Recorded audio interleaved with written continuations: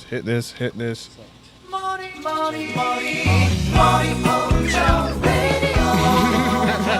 All right, y'all. Well, it's not the morning, but it's the evening. It is 8:24 tonight. I was getting everything set up, so yeah, we were supposed to start at 8, but shit happens. But anyways, welcome to another episode of the South Florida Gamers Podcast. I don't know the episode number, but we just gonna rock with it anyway. Across the table from me is none other than my co-host Waluigi. Good evening, my dudes. Long time no see. It's been a week, but that's not important. Absolutely. And tonight we also have these three fine gentlemen at the table. Go ahead and introduce yourselves. Hello, I am Level 3 X Factor. I am Omega Tom Hanks. The one and only Team Chris, rounding out this trio of 09ers. Pretty much, yeah. As y'all already know, this episode of the podcast is going to be available on all audio hosting platforms except SoundCloud because the monetization is ass over there. So we're on everything else. So with that being said, we're going to get right into the meat and potatoes. We brought these three fine gentlemen on the podcast because we wanted to know what was their experience at EVO 2023 that happened about, 2 weeks ago? Mm-hmm. Yes, 2 weeks was ago. It 2 weeks ago? It's been 2 weeks already. It's been 2 weeks since I made my daring escape. Time is an illusion. Lunchtime doubly so. Yeah. So wanted to ask them, first, what is their experience at EVO? And then, of course, before we get into that, I also want to know from you three, what is EVO? Like, explain to our listeners and our viewers what is EVO, because there are some people who have never been to a fighting game major. They hear about EVO all the time, but they don't know exactly what it is. Let them know what is EVO. You want to go, Kevin? Sure. We'll go in order, yeah. Well, what I always tell people who aren't into fighting games, and the simplest way to explain it is I say it's the Super Bowl of fighting games.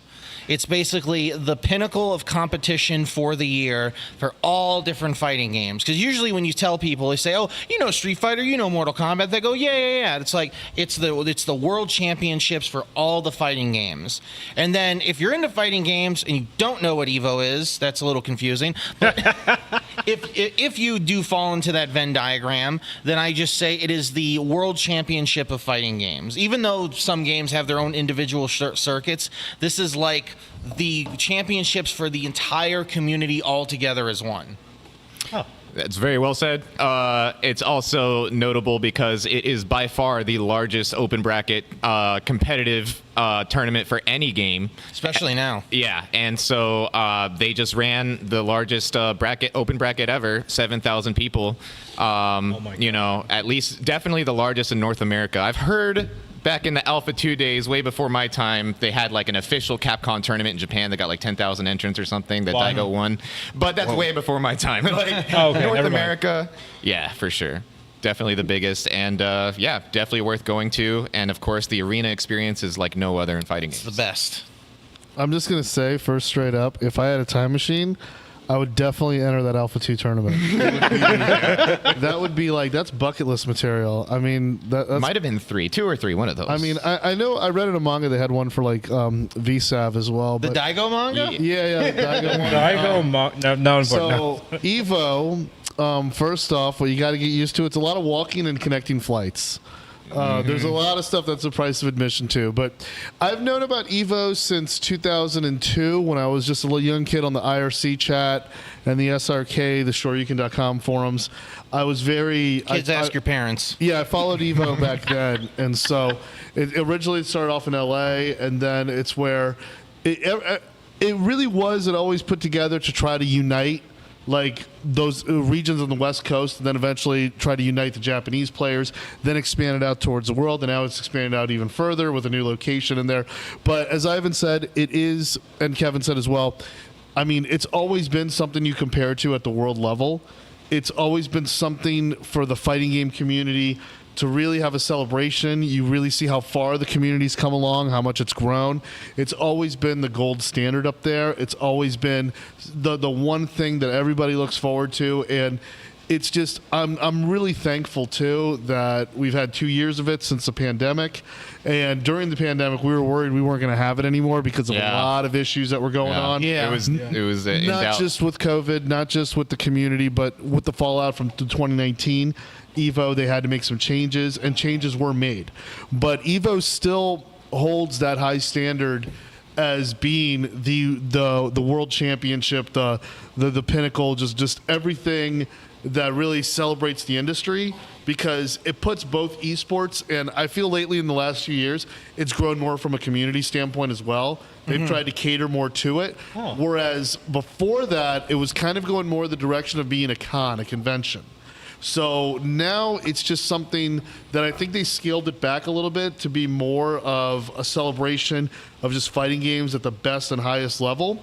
And I hope they hold true to that ambition. Well, one of the things to piggyback off what you said is that in earlier years of EVO, because this was my third EVO, I went once in 2017 as just a volunteer, and I went last year and this year as a staff member. Oh, wow. One of the things in 2017 that I felt was kind of weak on EVO's side was, as opposed to compared to something like CEO or Combo Breaker, if you weren't in the tournament or actively doing the tournament, there wasn't a whole lot to do. Yeah. There was a couple of indie booths, there was a couple of artists, but I'm really happy with how they've expanded the non-tournament side of it. Like, we had Crunchyroll this year, we had Sony, we had, Chipotle. Chipotle booth killed it. I just used my card today, by the I way. still haven't used my coupon for the text. I gotta do that.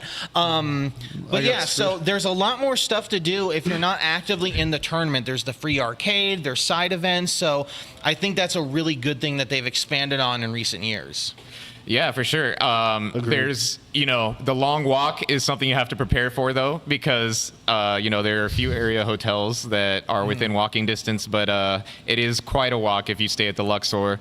And even if you stay at Mandalay Bay, it's still quite a bit. So just make sure that, you I think don't the skip leg day. Delano actually has the shortest walk.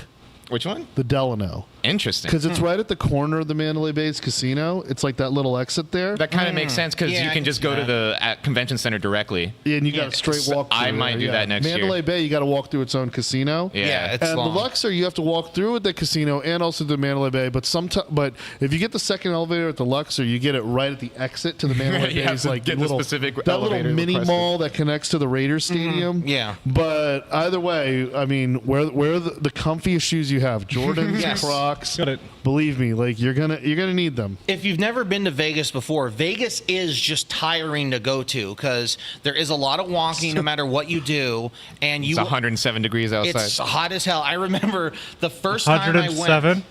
It was the It first. was like 104 one day It was I was there. over 100 every day and in the 90s every night. It didn't even cool down at night in the desert. That makes Most sense. of the time, That makes it's over 100. The first time I went, though, was the first time I had been in Nevada. And I had, because I'm a Florida boy, never been used to that kind of dry humidity. When I first got off the plane, I thought I was getting sick. I didn't realize it was just all of the moisture leaving my body at the same time, like that SpongeBob episode. Yeah. So just keep that in mind. It's a pick your poison. Do you want to deal with getting really dehydrated and feeling like you're in an oven, or do you want to deal with the Florida experience of just the swamp ass, basically? Yeah. For lack of What a do you better take your term. chances? You don't really sweat at Evo. Like the one thing I noticed about the God. heat is it's unbearable. It sucks, but it's a desert. But you don't sweat. Because You, it's need, so you dry. need to stay hydrated, though. Yes. You'll get dehydrated. Oh, quick. and the water issue is another blow up. I mean, Evo, water Yeah, issues? we'll get to the hydration in a sec. But it's not an Evo problem. It's a Las Vegas thing. It can't be worse than Orlando water. Well, yes, it's Orlando and Vegas are in that competition D-tier? of like the worst tap water ever. It Good is, point. dude. Like, don't even brush your teeth with it. Like, I just swished my mouth to like brush my teeth in the morning. I was like, not doing that again. My One thing I God. will say though, that's such a great thing that Evo does, and I wish other majors and other conventions did this. The water stations. Yeah. Those That are was a big literal. one. That was the biggest improvement from lifesavers. 2019 because they didn't have free water, so Yeah. you had to walk all the way to concessions to buy Oh, for no. like $8. And it's only Aquafina. I'm going to add in there. Better than Hold on. Dasani, $8 of water. Everyone who enters gets a nice little bottle, much. and there's water stations where you can just walk up and get free Oh, water. thank goodness. They didn't give me my bottle though. I had to ask for it. They tried to pull a fast one. And, fun fact: do not, and I repeat, do not put either bottle from last year's and this year's in the dishwasher. They're just not warp. dishwasher safe. They will melt. They will warp. Y'all got They were dishwashers? very Damn. Melted very plastic, vocal delicious. about that last year. So it failed the matchup, is what you're telling me. That's a 9-1 matchup against Kenmore. I mean, it's hand wash. You know, you just get in a spritz of soap in there, you shake it around. But Okay. if you put it in the dishwasher, it's done. It will not survive. But I will say that water. I mean, traveling to tournaments in the 2010s and everything, hydration's definitely a concern. And especially due to the fact that I mean, I'm spoiled. I'm a Fiji drinker, so it's like when I say I only got access. Bougie. Same. When I only got access to Aquafina, like I'm kind of like, all right, Aquafina. I'm looking at my tier list. It's mid. You know, like some tournaments, like they give me Polish Spring. That's an upgrade. What? I've never heard of that. Polish Yeah, Spring? they do Polish Spring. Defend the North. That sounds like a joke. No, it's Northern. It's Northern water. Polish Spring, dude. It's like Zephyr Hills, but for New York and such. Yeah. Zephyr Hills is my go-to. Yes, Yeah. that's the same exact thing as Polar Springs. Yeah, so exactly. I would say it's on that level. I get where, you. I get where we could go there. You know, I mean, hopefully one day if I'm T.O., you know, we'll have Nestle Pure Life going around. That's pretty high That's an tier. acceptable water, I think. Yeah. But for the But most, at least A minus. yes, it's A- tier Yeah. on my Oh my list. God, But when it has turned into a Disagree water on that tier one. list cast. all the tournaments I'd say lately have done a better job with providing water coolers on site.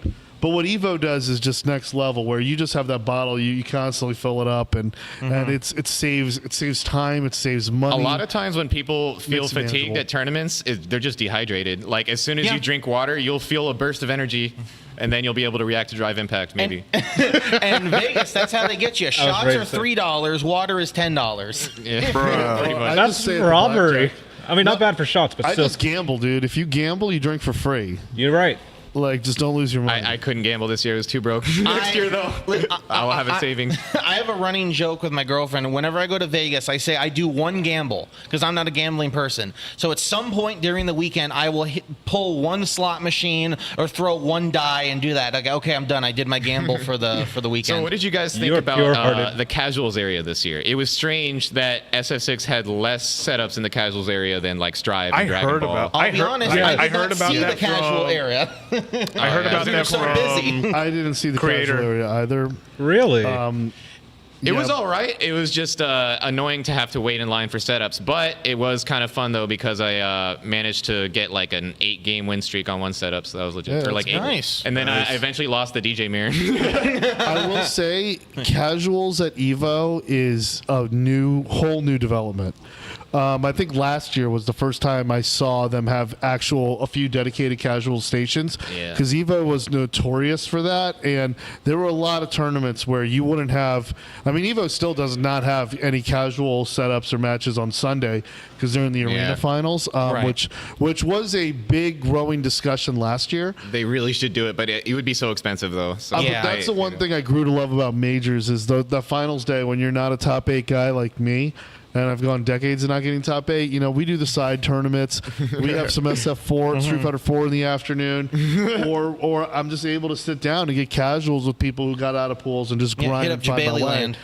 Evo is not quite that tournament for that, but they did get casual setups. Also, at the same time, the arcade Crave was was pretty good. awesome. Yes. really? Like it was like They had a lot of rare rhythm games it was too. on Jabali Land's level, dude. Oh, Yeah. nice. They even had a Project L arcade set up there. So if What? you didn't get, yeah, I didn't know that. this. I bet there was a line the There whole time. was, but Yeah. if you couldn't get into like the main Riot setup that was like over with the other demos, they did have a little arcade setup where you could get matches in. Oh, like a traditional joystick button like layout. Yep. And That's they've dope. never had. They've had like arcades, like cabinets around, but never. Last year they started it, but never at the scale that they had. I mean, they had some really rare ones too. Like they had like a head-to-head Outrun 2 machine. I got my ass kicked, but there's I've been looking for people to kick my ass in Outrun though. So shout outs. But they have like I mean just the rarest like rhythm games and stuff. So a lot of that stuff was new, and in my opinion, definitely a step in the right direction. Because in other years, all those spaces were like more exhibitor spaces. matches, which they still have a lot of, and they Right. still do have a place at EVO. But it's like there was definitely more for a gamer that wasn't in tournament to get occupied, and that's great for me because Yeah. we'll get to my player experience. But it was I had an early pool on day one. Oh, God. So that's some of the things I dread about tournaments is having an early pool on day one, because if you make it out of the pool, of course you're on the top of the. In my opinion, you're on top of the world. You have the whole weekend to celebrate. But if you don't make it out, then you're like, what am I going to do? Well, I'm just going to play casuals. I'm salty. So, like my first Evo, I went 0-2. And this was at 2015 at Bally's Paris. There were no casual setups. There were no extra areas. There were after parties. Like they had a lot of after Yeah, parties. you had to things find the going Illuminati around. suites. And there were Illuminati suites. There was nightclub activity going on. Illuminati suites. Evo Sounds so terrifying. Evo That's was a the old different lore. vibe, and I felt isolated from it. Like it didn't feel as the years progressed. I would say from 20 to probably the new reboot. I'd say it's been the most welcoming. It's felt the most welcoming. That's I think that's Rick's influence Yes, because 100%, Rick, 100%, Rick yeah. was the person that ran Combo Breaker for many years. He still is, Yes. but he also got the job to run Evo. I Shout think outs- between 2022 and this year. Yeah, Shout after the outs to pandemic. Rick. He's done Yeah. a great job. Yeah. Yeah, So he's the best. definitely you can see his influence by adding more casuals, adding the arcade area, things like that. Also, if we're still on the kind of like selling Evo point, if you've never been before, another great thing about it is that whatever obscure, dank anime bullshit you play, there is somebody there playing it, likely multiple people, and you can get matches there. There were Exactly. people playing It's true. Virtual On. There was people playing that Les Miserables fighting game. Whatever you want, there is somebody playing it, and you will find a community there, which is a legitimately great thing about it. Yeah, for sure. Because there are side tournaments for just about any game you could imagine at EVO. So a lot of people just aren't aware because, and it's not entirely EVO's fault, although they could do a better job of like highlighting it. I heard several people say they couldn't enter Street Fighter 4 because they just didn't see it on like the main Start GG. Although it was there, it was in like very small text. So it was like, okay, I get it. But now that it's all under one EVO banner, maybe next year they can do better cross marketing, cross coordination to make sure that people see that, hey, if you want to play some obscure old game, they're going to have a tournament. A lot of times, every year when they announce the main lineup for EVO, people go, oh, why isn't this at EVO? And like 80% of the time, it actually is. You just need to look for it. Yeah, there's been Street Fighter 4 like every year since 2017. Yeah. There's been those tournaments and people, and I literally remember they had an after party at House of Blues, and people were like, "Why don't they have an SF4 tournament?" And I literally got 9th out of 115 people. That's so awkward. I'm looking at them like You dumb. I was literally spent the last like 4 hours with my Rose. Just giving people the business with the stuff, but You did really well that year. that was like my best at SF4. Like when I really loved the game, and I still do.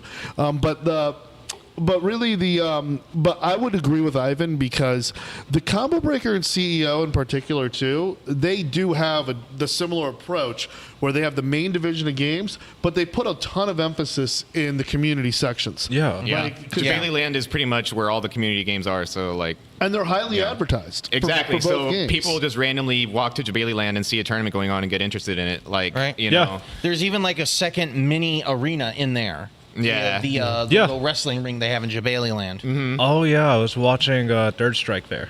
Yeah, I was there. Good times. Yep, and they are old school at CEO when it comes to the arcade tournaments. If they can do it on arcade, they will. So Third Strike and Super Turbo are cabinet only. Rip hitbox players. Yeah, very. Damn. You're not allowed to cheat in those games. Very Sorry. accommodating for that, I'd say. But yeah, at the same time, like you do get a ton of most people at Evo just don't know that their communities for the games. Yeah, I that had they several play people are there. be like, "Hey, can you get me in this bracket?" I'm like, "This is printed out on paper like 2 days ago. Like, there's no way." If it was Sneak Star me in, GG, bro. maybe I could finagle something. But if it's paper brackets all at Evo, that's another thing about Evo. And I think that until they add a Start GG offline functionality that works, or an app that works offline, that makes sense for an event of Evo size. Because I think if there's an outage and Evo for whatever reason, then that's And going there's to cause chaos. 7,000 Street Yeah. Fighter 6 players. But Yeah. The downside is a lot of like TOs that are not boomers like ourselves have never used a paper bracket, so they've only grown up with Star GG and maybe Challenge, which is somewhat older. But so like a lot of people messed up the paper brackets this year, straight up. Like there were a record number of volunteers, but probably not enough volunteer training on how to actually use the paper brackets. Because in Star GG, you automatically get put in the right place in losers bracket, but in paper brackets, you don't. There were several brackets that were completely wrong on the loser's side, and luckily I didn't have to deal with that directly, so that was not my problem. But I just heard it happen. Yeah, that was your problem. I mean, were there? Yeah, and that could lead to possible cases where the wrong guy may have been reported to the winners bracket, and then they had to reverse course with that. I mean, we've seen things like that happen before. My experience as a player, I would say, was tainted. I'll admit, like the first few rounds, I didn't get up on the right side of the bed. So I wasn't really in a JP mood. I also played against JP on 3 hours of sleep. Didn't feel like playing Blaze Blue that day? Nah. So this JP player had the first fight on me, and then I got around, he gets around, and then when it's match point for him, or my opportunity to tie it, my controller disconnects 30 seconds into that round. That's another thing we got to talk about, the disconnects. And I didn't know that they were having the issues with the PlayStation, and my opponent, he played well, and I'm willing to admit I was outplayed, but I wanted to go out in that last set, but he didn't speak English. So I was just like, Language dude, barrier. just take the round, go. Yeah. And then from then on, I had to rush my matches through losers bracket because they double the amount of matches you get. Oh, no. So I'm like going through. I'm not losing a single round. I had a pretty good run up until losers semis. I just got out at the last minute, last round. But at the same time, like I was rushing because it was getting close to a commentary block that I picked up for the community tournament. Yeah. That I had literally picked up like the night before, which is another subject we're going to talk about. Oh, no. So being at the crossroads of those two blow-ups definitely made for a very interesting EVO. I try to just take the moment and just enjoy it as is. You don't know what's going to happen out there. But suffice to say, I was a little bit salty about it, and other people had those experiences as well. But I was there to work. Like towards the end, like I picked up a bunch of commentary spots, so I was happy with that. But if that was my reason for flying out there to make it out of my pool in SF6, like I would have felt cheated, honestly. So let's talk about the disconnects. So at first, go for it. So I don't know everything, but from what I saw, and there's photographic evidence, some of the PS5s were getting so hot that they were actually melting the plastic in the USB ports. I was talking and so when about people that. were taking out their connectors, it took out a piece of the plastic with it, and it became either unusable or just wouldn't connect very well from then on after. So that was a huge issue. I was thinking, maybe one solution would be to put a hub on the front, because I thought that this type of thing couldn't happen on the front USB, but turns out I've been discussing with a couple of other TOs, and they have seen it happen on the front USB too, where people just disconnect randomly, or even though the exhaust is on the back, so you would think that the front would be more stable. So it's an issue, and unfortunately, I don't know if it'll be completely solved by the next PS5 major. Again, Xbox Series S is a possibility. If you want to, just because the big three tournaments use PS5 doesn't mean you have to use PS5. So Xbox is an alternative because, from what I hear, Xbox does not have those disconnect issues, and it happened in grand finals of EVO. Luckily, it didn't affect the match because if either one of them had paused, it would have affected the match because the rules say that you're forced to take it. But luckily, with 5, if you disconnect, you don't automatically pause the game, so they just kept going. So very unfortunate. I know someone that lost both their winners and losers side matches because of a disconnect. And we became aware of the issue early on, and we tried our best to find a solution. I was there when we were scrambling, trying to Google and find any electronics store in the area where we could mass order a bunch of connectors, like the things that you plug in. USB hubs? Yes, USB hubs. Yes, thank you. Yeah. And I think that's a good solution. And we tried our best, because it was literally the day of, and I think we were able to get a handful of them. But I think that's definitely something that should be considered moving forward. Yeah, and it should be powered too. If it's not a powered hub, then you can just create more issues by not having enough power to and it'll disconnect people. I've seen that firsthand, and so I replaced all my Plus R machine hubs with powered hubs because that happened, and I didn't want that to happen in tournament again. So far, the powered hub seems to have alleviated that issue. But we do know that Combo Breaker, CEO, and EVO are going to be PS5. Like, they're sponsored by Sony. It's so we just have to find a way to mitigate the disconnects because it happened way too often. And to be fair, I feel like every time a tournament moves into a new console generation, there's always some hiccups. Yeah. Like, A lot of people did not know their stuff did not work on PS5 until they got there. PS4 there was a problems mess, with, too. you know, So it was, PS3. yeah. Oh. PS3, PS4 was PS4, for a while. Xbox Series S. had PS4, issues. a lot of the issues were there were a lot of bad ports of games on PS4. That's true. That's true. The, yeah. the Ultra SF4 port of PS4 was so bad when At it came first. out. So, like, yeah. They fixed it though. It took Yeah, they did fix at least 6 months though. I think Yeah, there it was took a one bit. EVO where they went back to 360 just because PS4 was. Oh They my went to God. PS3. Or- There was did one. they? not there was Evo. one. they Yeah, went to there was PS3. one EVO which is the worst console for But SF4. there was a Capcom Pro Tour event where they were actually on the PS3 when the PS4 was Man, out. the PS3 has 6 frames of lag, by the way. Yeah. But there, It's pretty bad. There's always some hiccups, and the people who run these things are committed to fixing them. So it's going to be some growing pains with new consoles right at the beginning. But Yeah. I feel like it'll get resolved faster than it won't. The good thing about PS5 is that it feels very similar to PC if you have the right monitor that supports 120 hertz. I played back to back actually this past weekend, PS5 and PC, and it only took me like 1, maybe 2 games to adjust. And I was like, okay, it feels very close. So that's one good thing because in 5 it was actually becoming an issue because people were so optimized with their PC setups that they were like playing 4 frames faster than someone on console. Oh, gosh. Which is, you know, but in 5, you know, yeah, you can get high refresh rate monitors. It'll help like maybe a frame or In 2. 6. 2 max, yeah. But like the difference between console and PC is much smaller than it used to be. So that's one thing that like the PS5 is pretty optimized in terms of input lag, I think. So that's a good thing. So, you know, we're trying to do Convicted of Fun, who's in the chat, by the way. What's up? Is trying to do locals and maybe regionals with Xbox exclusively with Brook converters, and it's not a bad way to go. The Brook converters do add a little bit of lag, but it's very small amount. Like it's I played on it for the first time at the last Miramar regional, or well, I guess it's more like a local, but it's a pretty big local. Yeah, and it felt good. Like I have no complaints about it. So. Yeah, no complaints about it either. It ran fine, perfectly. And I will definitely say that it was a big difference in playing Street Fighter V on PC than it was on console. And sometimes it's hard to say which one I was more adjusted to, per se, because like it was kind of a trade-off where some tournaments I was playing better on console because they were on console, and then other ones on PC. That's where I would drop that V trigger, or that combo, or make something costly that would ruin my day. But it's gotten better, and I do like the approach with the Xbox Series X, and we're also seeing more people just like, don't forget, like the other organizer, like DK, who helps out here as well. Yeah. He's put together his own PCs kind of to help out and try to see where DK's running where a it bunch goes of from there. tournaments now. I hear he's because He's he was ambitious. doing a Friday weekly. Now he's doing a Friday and a Saturday weekly. Oh, wow. And then so Fun yeah, days. there's a lot of stuff going We're on gonna in start West having Palm. like 2 tournaments a day on Saturday, dude. Yeah, I'm not savage enough to actually go to 2 locals in one day, Miramar but to West Palm. I respect. The people Oh that do it. no, that even hurts me thinking about it. I mean, we're trying to put it together, but I will say definitely the scene, I think South Florida has a surprisingly good scene in Street Fighter. I think we have like even probably realistically like 4 or 5 people who could even make it to like World Warrior or Capcom Pro Tour status, realistically speaking. We've had 2 South Florida players get top 17 or top 24 at majors so far. So it's not bad.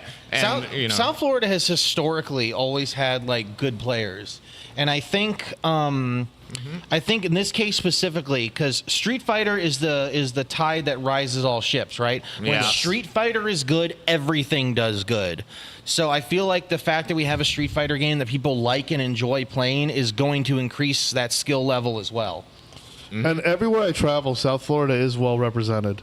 Like I do see there are people who either still rep our scene. There's even people who left our scene that like are doing big things over there. Latashi, we know, but they still do it, and it's good to see that it's represented, especially like from Street Fighter from a foundational aspect. That's why I got to say, like from experience, like the most important thing you could have in your community and everything is organization. Like not just people with the talent to do good at majors, but people who have like the tact and the know-how to be able to travel together in tournaments and do these things multiple times. And you'll start to see that behind the really good players, there's streamers, commentators, organizers, and managers. There's really people who help put this stuff together and make these things feasible. So I've had actually like 4 or 5 people ask me, going back to the subject of EVO, what advice they have for traveling over their first EVO.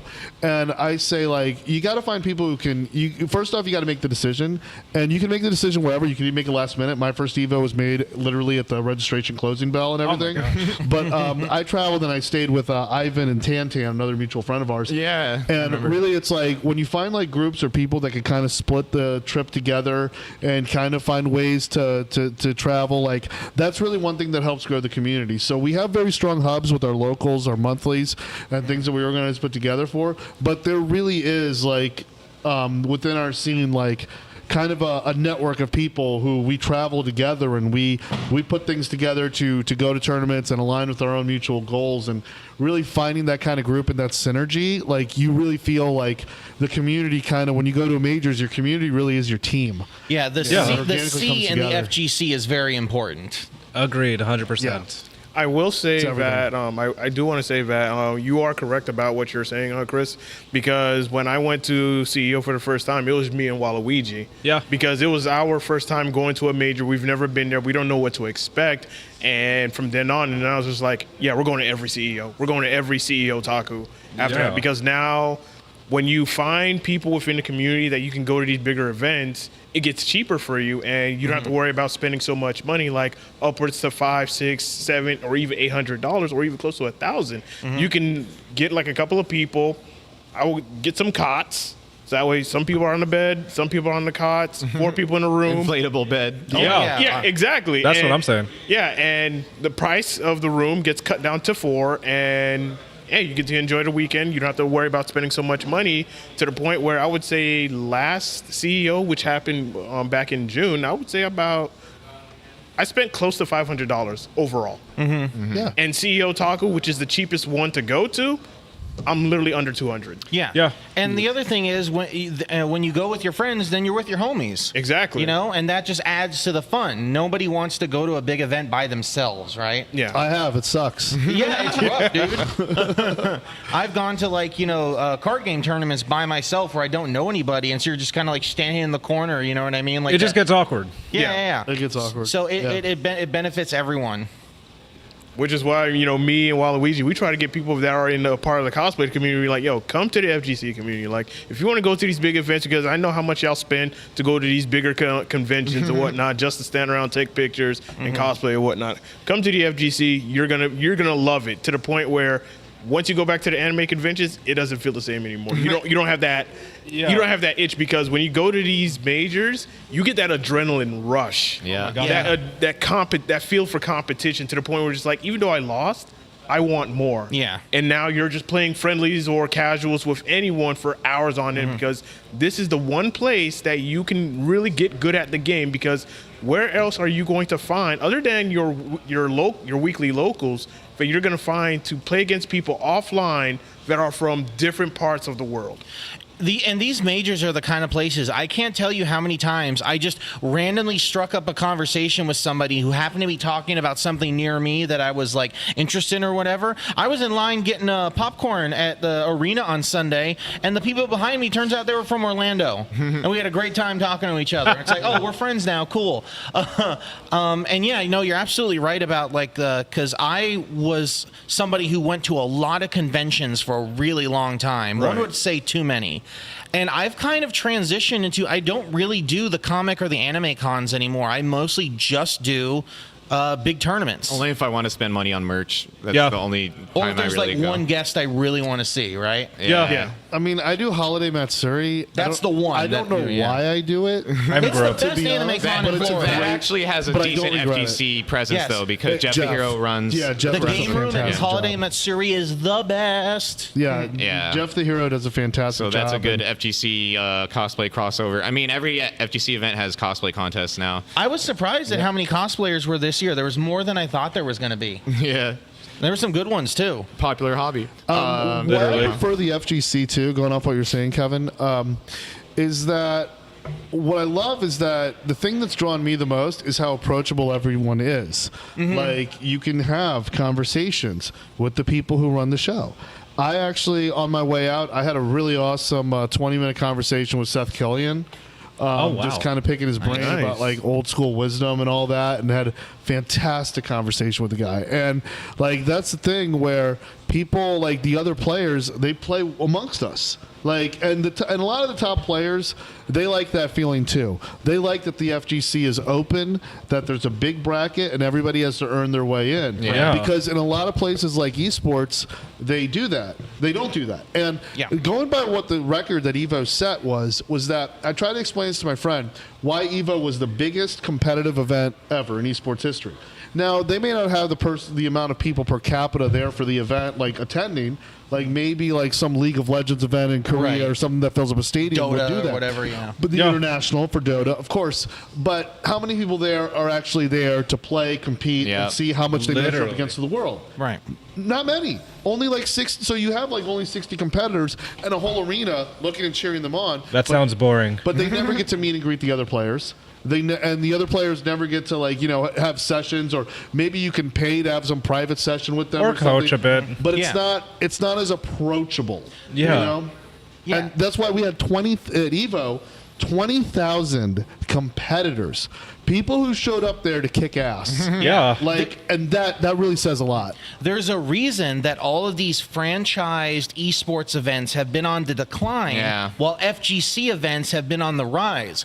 Open bracket grassroots events are always going to be better for the regular person going to either enter or just, you know, attend the event. Yeah. That's right. And so the top 6, you know, versus top 8 was I another want to hot hear topic. y'all thoughts on that one. Absolutely. We're all ears. That was because I was just like, that was weird. So let's get to that Get to one. the cheese, So man. I'm all ears. initially, I thought that they were only going to pay the top 6. And so I was a little annoyed at that, because obviously with the scene getting bigger and bigger, why would you pay less people? But it turns out that for SF6, they paid the top 16, and they also paid the top 8 and did top 8 medals for every game. It was purely so that they could get you know, make sure things don't go overtime and add more ads. But it is what it is, because that Chipotle money gave me a free burrito today. So, you know, if they need to take 2 matches off the stage to shove more Chipotle ads, you know, is what it is. I don't know how anyone else feels, but from a you know, running the tournament perspective, and even from a spectator perspective, I love the top 6 format. I really hope They actually ended on time. Dude, we left the arena and it wasn't even midnight. Last year That was almost an hour crazy. over. Jeez. Yeah. Like, the fact that we're leaving the arena and it's not but o'clock in the morning, you know what I mean? It's crazy, and it was more enjoyable. Things went a little bit quicker, and you were able to leave at a reasonable time and maybe even do stuff afterwards if you wanted to. Someone's got to do the stats on how many ads there were this year compared to There last. were. Okay. Ace King off suit, I think. Did Oh, it he on Twitter. did? Yeah, he's got a thing. Were up there there. more? I think there was a little more, but it was more closer to the mean. Negligible. Interesting. Yeah, it was negligible, but I know it's on Twitter. Ace King Offsuit, that Twitter account, that dude. Okay. Yeah, I'll check he's it an out. old head in the FGC. Also, can we talk about but yeah. how, and I think they kept this in on the stream, every time they went to break and the Chipotle ad came up, everyone started going, yeah!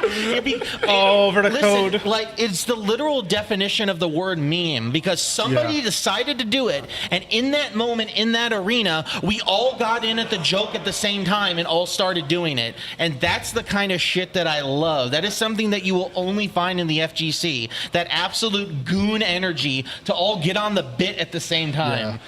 For the record, too, Kevin, not to be too much of a shill, I do like Chipotle. I think it's a top tier. I'm not even talking about the casual quality. dining establishment. But as a sponsor, The fact that it happened. yeah, but as a sponsor, like they've brought a lot of cool integration into the FGC. Like, first off, like Ivan just stated, and what happened to me at Combo Breaker, you make it out of pools, you get a free burrito card. God, that's robbery. Like, that is like the coolest thing. Like that is like something that validates it. And now you see everyone on Twitter like, I secured the burrito or I fumbled the burrito, and you start seeing that. And as a marketer, like seeing that reaction, them going crazy, cheering for Chipotle just out of meme or whatever. You know that there was one Chipotle executive in those stands just Genius marketing. The reaction. I would want that Jesus.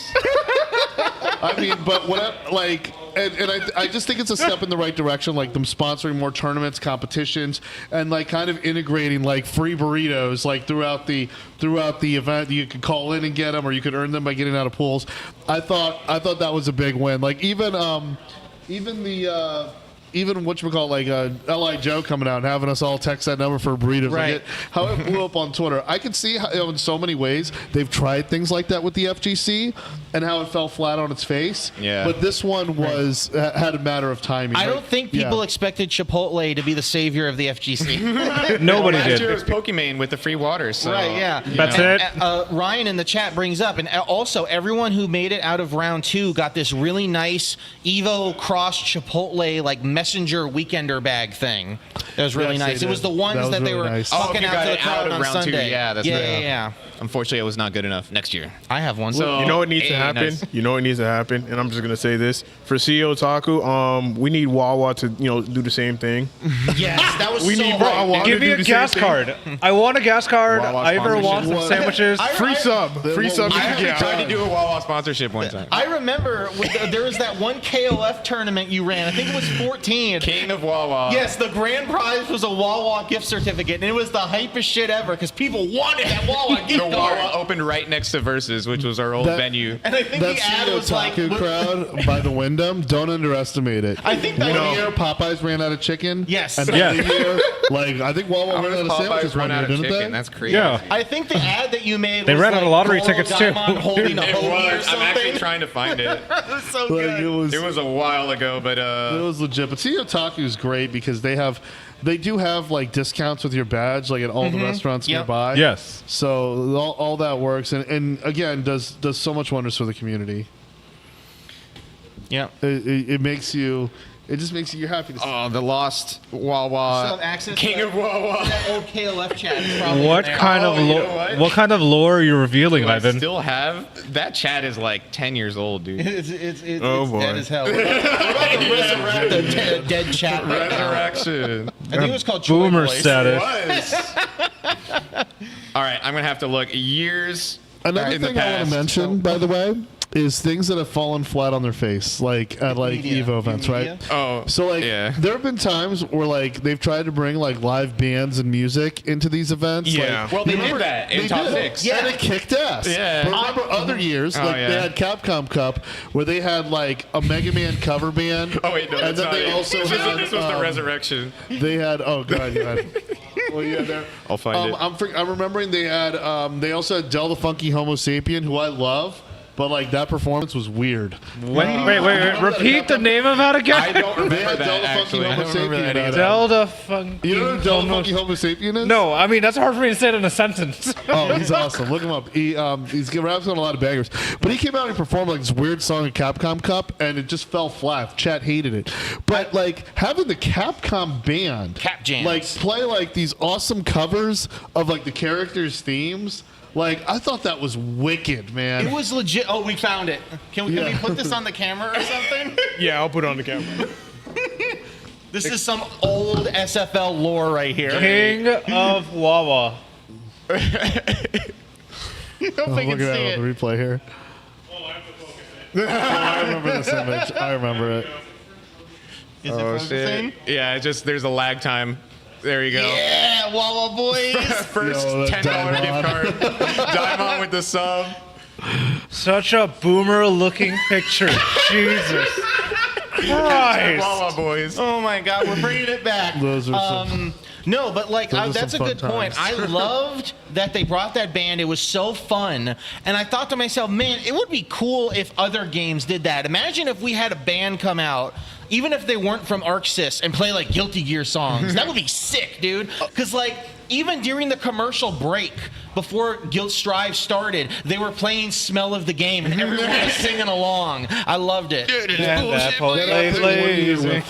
SF4 singing they just brought back Indestructible. I remember that. And That's my one complaint. They didn't that play was one of the Indestructible at Placebos. EVO. If they had played that, the roof would have popped off that Well, they joint. did it one year in 2019. They did. Yeah, they did. And they tried to bring that back, but the 2014 one was like super organic. It was just like Well, yeah, SF4 was still the main game. it was like us saying we really missed that song because people bitched, people complained to get that song removed. I never understood it, man. I've always loved Indestructible. nostalgia. Vanilla SF4 was the title screen, the intro, the character select screen, and the menu. Indestructible versus SF6 character select rap. That's make a my good own one. highlights. Vote in the chat now. I gotta say Indestructible because Yeah. like after they Indestructible. removed it, they replaced it with like this the character select scheme came after the ones like do do do. Well, the do. World That Tour one theme in sucks. 6 is the best track. The one that you listen to for the shortest amount of time. Oh yeah, that one's good. Yeah. I started listening to a lot of the World Tour tracks. Like that 200 track soundtrack they have for SF6. Like it's a banger. Well, I mean the one when you go in the plane menu, where you're going to the different countries. That track. Oh, that one. Yeah, that's the Yeah. best one. Yeah, that is a good one. I don't know the name of it right now off the top of my I don't head, know either. But I do. I I trust have the people soundtrack care on my about it. phone. I love it. I got an interesting topic that I want to ask you guys, and that is, what are y'all pet peeves of this year's EVO 2023? Who wants to start that one off? Boy. Pet peeves. Y'all can go first. I'm sure you have more to say than me. All right, I'll start. Go for it. This only happened once. It was only one person, but it made me pretty annoyed. So I was running Street Fighter 4, and to begin, we were down 2 setups because there was a miscommunication. What's up, Ryan? There was a miscommunication somewhere down the line. I'm not going to pin blame because I don't know who specifically miscommunicated, but someone did and told me that there would be 6 setups and there were only 4. And I was pretty salty because there were more setups for Street Fighter 5, which had less entrants. So, but Tragic. it's whatever. I'm like, okay. So we eventually managed to get one more setup, but it still was not enough. And the first pull was like overrunning with the second pull. So we really had to hurry it up. And so one person says, hey, can I leave and be back in like 15 minutes? Oh, no. And I assumed he had another tournament. So I was like, okay. So I ran like 4 or 5 matches. And then I was at the point where the bracket was actually stuck. Like I had to advance Wait, the other person. And it had been pretty much almost 20 minutes on the dot. And so at that point, like that's a lot of leeway, even if you are in another tournament. But so again, I assumed he was in another tournament. So that's, he comes back and then he makes a fuss and then, gets really mad about being DQ'd. And I told him, look, we tried as much as we could. And so I continue, and then he goes to the main TO desk and then gets one of the main TOs to come and try and chew me out. And so he tries to figure out what's going on. And, I explained, hey, we tried to do like 5 or 6 matches. At this point, it's delaying the bracket further because I'm trying to placate this guy. And so at the end, I was like, okay, I'll give you a refund. And so I gave him $10 out of my own pocket for a refund. And then now we're further behind because I had to argue with this dude for like 5-10 minutes. Turns out this dude was playing casuals the entire time. Oh no. He was playing super turbo casuals, two tables down. And he made me make the bracket more late and yelled at me and like told everybody around me, hey, this dude, screwed me over because he was playing casuals.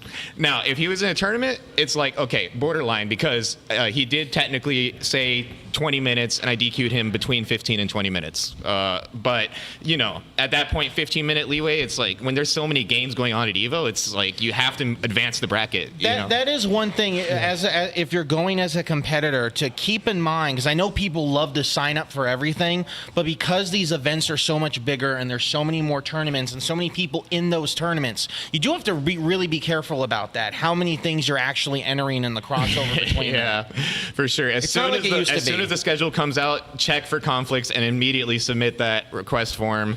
The big three majors are usually very good at pool conflicts and resolving them, but you have to let them know.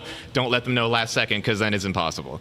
So, Or like you're in situations where someone's like in 3 different top 8s at once. I mean, you hold that's up. suffering from success, though. At that Right. point. I know, but those realities happen and everything, but it's That's like, funny. It happens, though. It does It happens. create a strain Yeah. on the resources, like in particular, and it sucks when the streams have to be delayed or they have to wait. I've had Twitch chats turn against me because the streams were stalling and I had to buy time and kill for time. We had some dead air in the first pool of SF4, but the second pool we were good. It wasn't much. Yeah. So, but yeah, it was also a suffering from success moment that happened in the top 8 of SF4 because, of course, they're good players. So a lot of them were still in round 3 of SF6. Right. So I had to literally run back and forth and try and get these players to be like, hey, come over as soon as you're done with 6. And then as soon as they're done with 4, go back to 6. And then, a couple of them were Japanese players that didn't speak any English. So I did Google Translate to be like, come follow me. Exactly. So I got a little bit of exercise just running back and forth, ferrying players between 4 and 6. But somehow we managed to not delay top 8. Top 8 actually ran perfectly somehow. Dang. Nice. We ended at 4:59, and it was supposed to end at 5 o'clock. So Sick. it worked out amazingly, even though the pools were behind. But the top Fashionably 8 early. was relatively quick. So. All right. Chris, you have any pet peeves from EVO? I'm just going to put it out here. First off, everyone who worked at Community Showcase did a hell of a job. Ivan included, the other lead TOs, other commentators, brag runners, everybody put it together. But EVO did not do many favors for the organization of the Community Showcase. I mean, it was great that they put it together as the. And I'm telling you this as someone who was like anxiously trying to work the event, anxiously. And last year it was the EVO, which was a side tournaments organized before. They rebranded a Vortex Gallery, run by Hagare, who does a fantastic job. The community can't speak highly enough of him and what he does out on the West Coast, and other people as well put together those games. But then suddenly he's very quick to respond, and he was very upfront even as early as March and February about what process is going to be and how it came. Because last year there was a process. The games were there. The entrants were registered. It was properly advertised through a grassroots format, and there was a fair process for selecting and putting together commentators. Unfortunately, in this one, there was no said process whatsoever. It was Wild West as far as commentators, for sure. And from my experience, it was very much like waiting on Hagare to say, okay, here's what we're in charge with, here's what we're doing, we don't know what's going on. They didn't even know about the Community Showcase announcement. They were surprised by the Community Showcase announcement. Interesting. And then they say, okay, it looks like other people are running this, and we heard there's a different pipeline for commentary. So I actually sent out a thirsty DM to Markman. Because I didn't know what the hell was Thirsty going on. DM. So Slid in his DMs. I'm like fanboying to Markman, like, hey, I heard you're running the Community Showcase. Well, I'm your guy. Here's my reel. I want to do, I'm doing the whole, I don't know who to pitch to. Because originally, I just sent a form to Hagare, and they approved me a month in advance for Vortex Gallery. So I knew where I was going to commentate, what I was going to commentate, and what time I was going to commentate. I didn't know any of that. The only person who gave me a heads up of that was Ivan, was SF4. I tried. Ivan put together the time and place and everything that met expectations. But the other one was it was pretty much me finding the list of the lead TOs and seeing they were managed differently. So the 2 different TOs of Super Turbo, who are both great, I love them, they had their own commentators. And I'm like, okay, cool, put me down as reserve. And then I find out going to EVO that they're not doing Super Turbo. What? So I'm literally messaging okay, who's doing Super Turbo? And they're like, you're our commentator. I'm like, okay, cool. And then they also said, oh, and do you have any experience with Alpha 2? And I'm like, Alpha 2 is my favorite Street Fighter in the world. Let me tell It's you. the only game I got battles. Well, dude, so I'm happy with that. Yes. But I mean, literally, I feel bad for Hagare because, from what I saw, it's literally 3 days before the event. I'm packing, okay? I'm over at Gamers Haven't playing locals, and I'm packing. And literally, he's now like, okay, so I guess I'm in charge of this thing. And, literally, it's something that could have been handled and managed in May. It could have Yeah. been like all squared away because everyone was ready. You were ready. Everyone in the Discord was ready. People who worked Vortex Gallery previously. We knew what was up. We knew what the deal was, and we liked the process from last year so much. Maybe things went wrong in the execution, and they went over time last year in the Possibly. execution of it. But the planning of it was so on point that we had the expectation set by CEO. And then next thing you know, it's like they announce, okay, we're going to put it under the EVO banner. We're going to do it this way. But then, like, it's just, who do I talk to? Who do I ask? Who do I apply to? Yeah, it's unfortunate consequence of bureaucracy, like you said earlier, because since Vortex Gallery got absorbed under the EVO banner this year, it was technically run by someone named Walter, who is a great organizer, but he works in all of the main games as well. And so last year, it was much better because Hagure, who Chris mentioned, was the lead for all of the side games and only the side games. So obviously you don't have to spread yourself as thin, and poor dude was overworked trying to just get past this bureaucracy because Walter was becoming unresponsive for days, and people needed to know things. Luckily, with SF4 we pretty much got it squared away because worst case scenario we could get setups from the community, which we ended up doing, but for other games that are more reliant on hardware, for example, it was a huge, mess for them. And it got to the point where actually a tournament got canceled. Gundam got canceled because there was a miscommunication on whether they would be able to have the hardware for Gundam because they wanted to do it arcade only.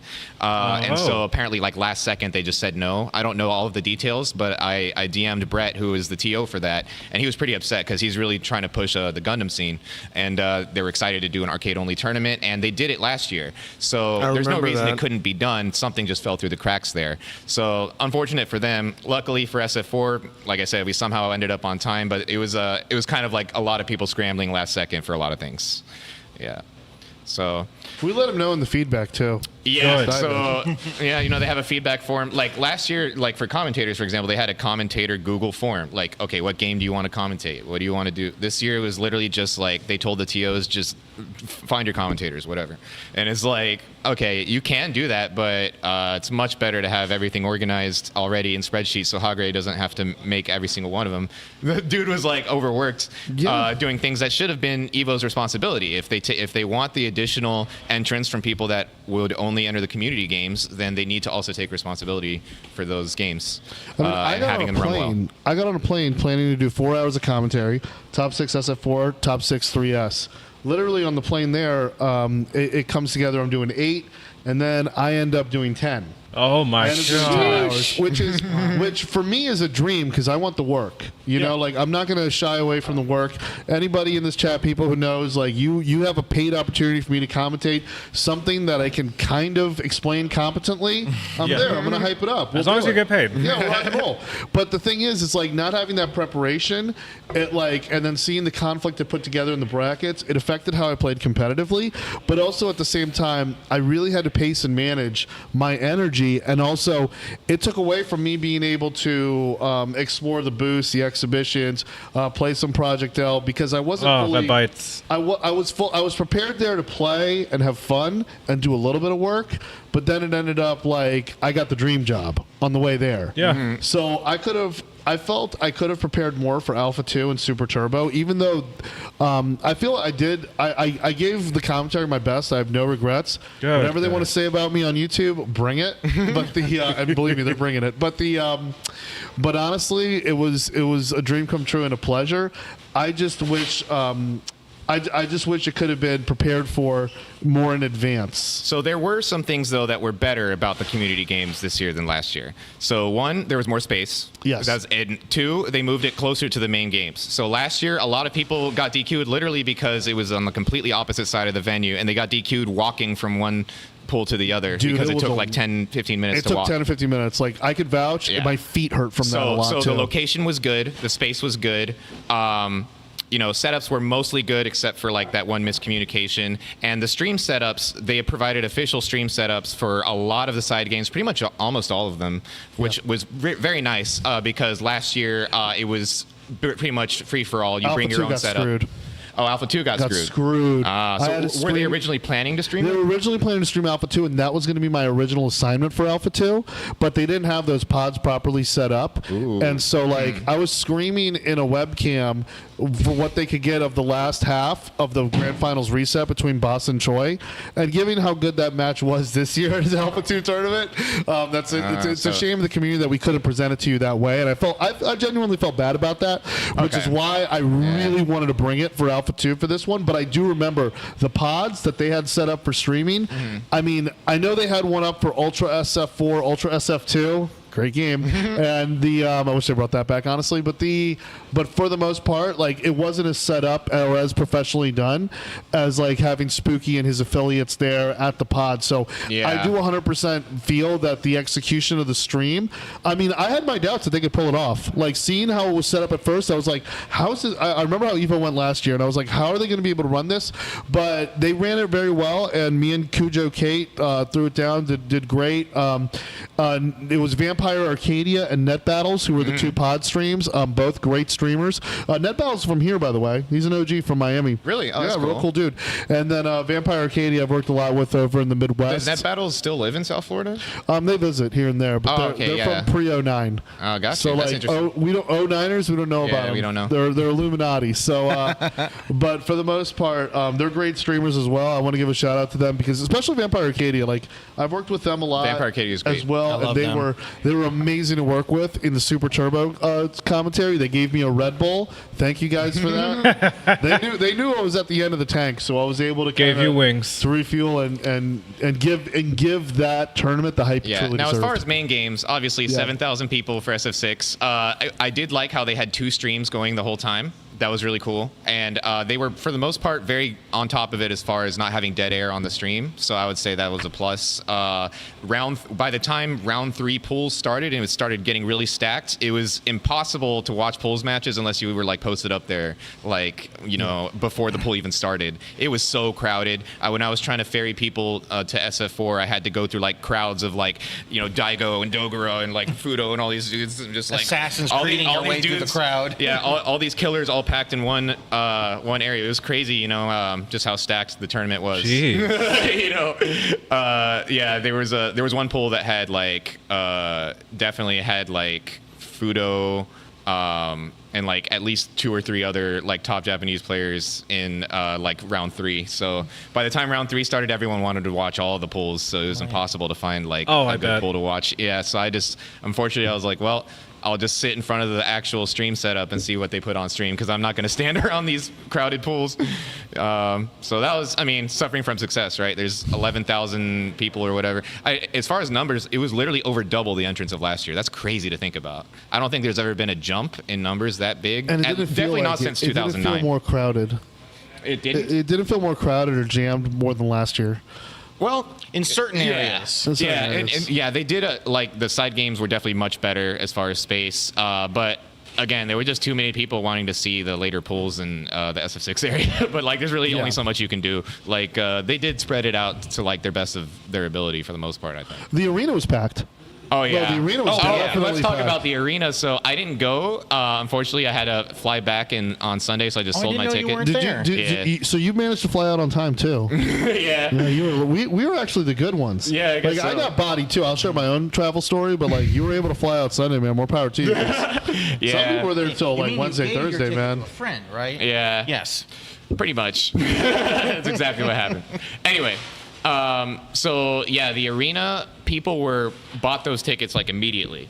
That's the thing. Like, people were actually scalping them on what's it called, like StubHub and stuff. Oh, I immediately. saw so that. That's an issue. I mean, Yeah. you know, they're gonna have to see what they can do about that, because I hate scalping bots. So That's but just don't we- highway robbery. Yeah. I do want to get to your pet peeves as well. Yeah, I'm trying to think about it, and I have a very skewed perspective of the event because I'm no longer a competitive player like these guys. I play very Gotcha. casually. Gotcha. And I was staff, and we were so busy. I didn't leave the command center except to eat all of Friday. I did not see the other half of the convention center. So here's an example. Here's Daigo playing. Look at how crowded that is. Like, there was no way. If you want, you can put that on the camera. Let me put it on the camera for you. I have to put on the Yeah. camera out of curiosity. But yeah, so I didn't experience as much. So I personally, it sounds like a cop-out answer, but I really don't have any complaints until Chris, you did bring up one thing, and I know that logistically this isn't possible. This is just Yeah, pools. you can see how crazy That's it was. just pools, and it's just Daigo with his like It's Daigo, 20 though. button hitbox. 5 of them are fake buttons, yeah. But no, I know it's not logistically possible, but I really missed there being a person handing out Red Bull, because usually you just kind of accept it or Tell me assume it's about going to it. be there at these events. Like there's always someone No with free Red Bull, one of those boo. big rolly things, and yeah, you run out eventually. But just to have the option there, that's one thing I did really miss, because boy, did I need it after Is Red Friday. Bull? It's not free at Combo Breaker, is it?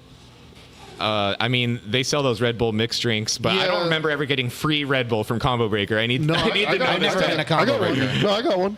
What? I'm I not. got one. I'm not cool enough. They let you win them in the little mobile van thing. I played a few rounds. They gave me a few.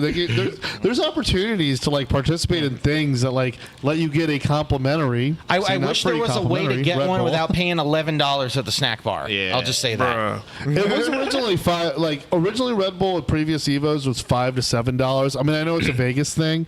Yeah. Like kind of like how Vegas only serves Pepsi. Did you notice that? Yeah, That's what I was saying. There's It's only a Coke Aquafina. store in Vegas, though. Yeah, but it's just. But all the Coke is concentrated in that one store. It doesn't escape. It was my first time, and my body's used to Red Bull, so I can't like jump into other energy drinks. I can't, my body is like 30 years of this poison flowing through me, so it's like I gotta have my. I Red do Bull. prefer Red Bull over most energy drinks because as far as the caffeine, it actually doesn't have like a crazy amount of caffeine. A lot of these energy drinks have like 200, 300 Monster has too milligrams. much. I Too can't much. drink You don't that need stuff. Yeah, a Red Bull Yeah. is about 90 milligrams, so That's it. it's much more tolerable for me to like drink one Red Bull and then just not like crash. I'm a fan of those Arizona energy drinks. You ever had those? Those aren't bad. Yeah. A lot of sugar, but pretty tasty. Yeah, Yeah, agreed. RX Energy or whatever. Yeah, they would have like those coolers where they just had a bunch of free ones handed out. Like, Yeah. like Some people carry book bags. So when did you when did you guys get to EVO? Did you get there Thursday? I Friday? got there. I wasn't able to take all of Thursday off for work, so I got there Thursday evening. Did you make the volunteer meeting or no? I did not. So yeah. I was, well, technically I wasn't a volunteer So either. a lot of people didn't make the volunteer meeting, and there were a lot of first-time volunteers. So Right.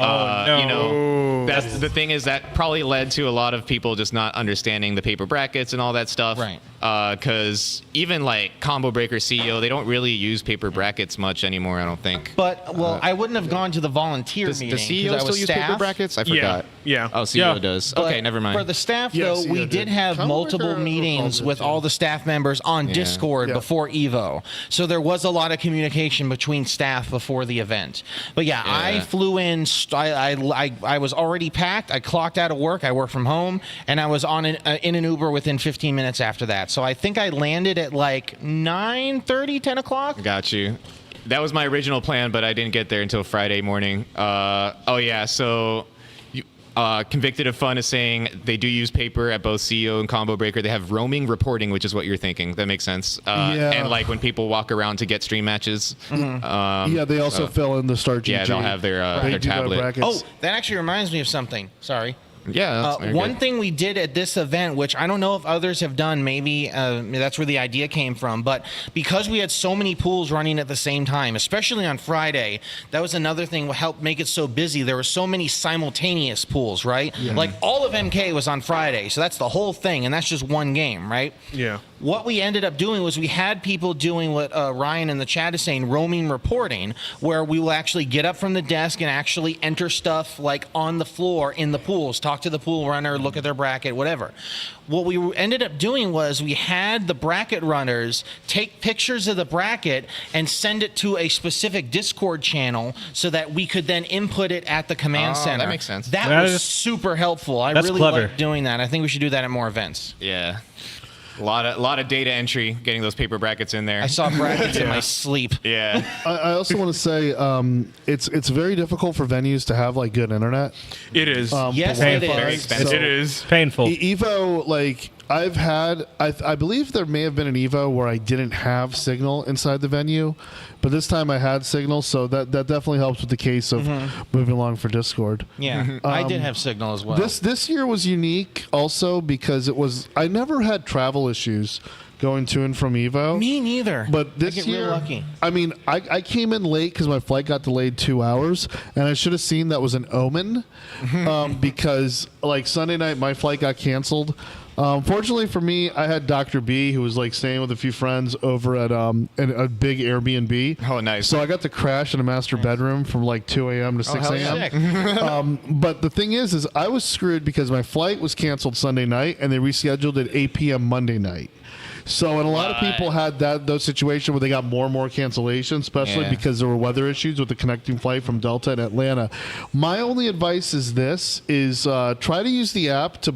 I stayed up and I was just going through the app like frantically because I needed to get back to work. Oh yeah. And so I was able to get a standby flight at 8 a.m. in the morning. I got the last seat out and I jumped on. So my advice to that, if you get cancellations and those kind of things, look around, try to maybe change the destination airport, because I almost flew in to West Palm Beach and would have taken a train back home to Hollywood. From there, I was really considering that. So just remember that, expect the unexpected. Because it was funny because I got out and I thought it was just because I wanted to leave Sunday night. And then when I got home, finally I got home Monday night, I saw everyone on Twitter was camped. See, I got real lucky because to and from, I only had one connecting flight, both in Fort Worth in Texas. So, and it was only like about an hour layover. So I had enough time to like get off the plane, go to the bathroom, grab a snack, and get back on the next plane.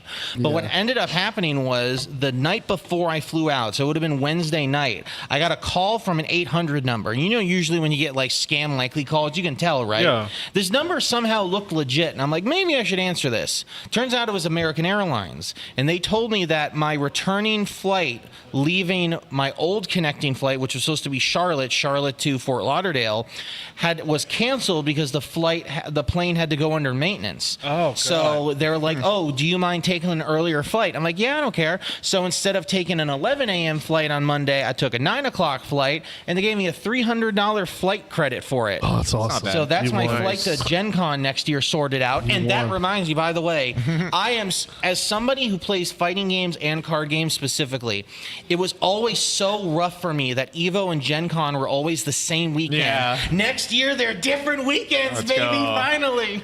I'm so happy. Yeah, Gen Con is pretty big for any tabletop game, like any war game. Like that sort of thing. Card game, board I guess game, you could say tabletop it is game. the EVO of It really is, honestly. Warhammer and all Yeah. that type of stuff. Literally. So yeah, You know, that's what I'm hopeful for. I'm hopeful more years down the road we could start saying certain things are the Evo of that. Right? It Yeah. becomes the noun. It becomes that How household relevant name. EVO is. Yeah. And I know a lot of other FGC people are also into like card games and such. Like trying to get KBR to come to Gen Con next year because I know he plays Magic and we were talking about it. nice. Some tournaments are having like a table card gaming presence. Like I know CEO has. Yes, I was And involved in I that. love yeah. that. I didn't get to go this year, but I love that they had that. I would love to see more crossover with So, that. travel brought, tips? Sorry. Oh, yeah. I brought my Yu-Gi-Oh deck in my backpack to EVO just in case, because I had a couple of friends who might have wanted to play. Oh yeah, definitely Yu-Gi-Oh. There's always gonna be someone throwing down in Yu-Gi-Oh. Yeah, I think there's an opportunity for crossover in that. I think there definitely is like the two different The environments. Venn like, diagram is very close together. oh, Yeah. Yeah, so since you mentioned CEO, travel tips for CEO Taku, and I believe Combo Breaker all offer suites. So if you can get them, It was Speed immediately, Duel, Ryan. Like when the room's open, it's more bang for your buck because the CEO Taku suite, for example, has 2 extra beds. So you are good to put like 6 people in that room. And there's still plenty of space, but they sell out like immediately. So if you want to maximize your bang for your buck and can find 5 other people, then I suggest getting the suite at CEO Taku and also at CEO. We did a suite this year and it worked out perfectly. We just brought an inflatable bed and it was more than enough for because there's also a pull-out bed. So you actually get 3 full-size beds if you bring an inflatable bed. In the suite at CEO. So because the CEO Daytona Hotel is pretty expensive. Yes, it so, is. Yeah, that made it a little more manageable, for sure. Combo Breaker, I can't remember if what's the hotel that Combo Breaker's at. I haven't been to Marriott Combo in Breaker yet. I Schwalberg? really want to go one year. You really got to go. No, it's a Hilton Schwalberg, yeah, because we were talking earlier about how like Evo used to like not have casuals and stuff. Combo Breaker is like the opposite. It's all about like casuals and leveling up. 24-hour venue too. Yeah. It is the tournament to go Yeah. to get better. And the Combo Breaker is like the main event for like all the smaller, the older, obscure games. Exactly, yeah. Like I know the TVC Tatsunoko community. That's one of their big events every year is Combo Breaker. Oh, yeah, because they they're have the really Ninja big for those old Turtles games. Justice League. They have a hub for that. Like They have huge Vampire Savior the tournaments. Vampire Yep, Savior. I watch them every definitely year. They're big. great. It's- Yeah.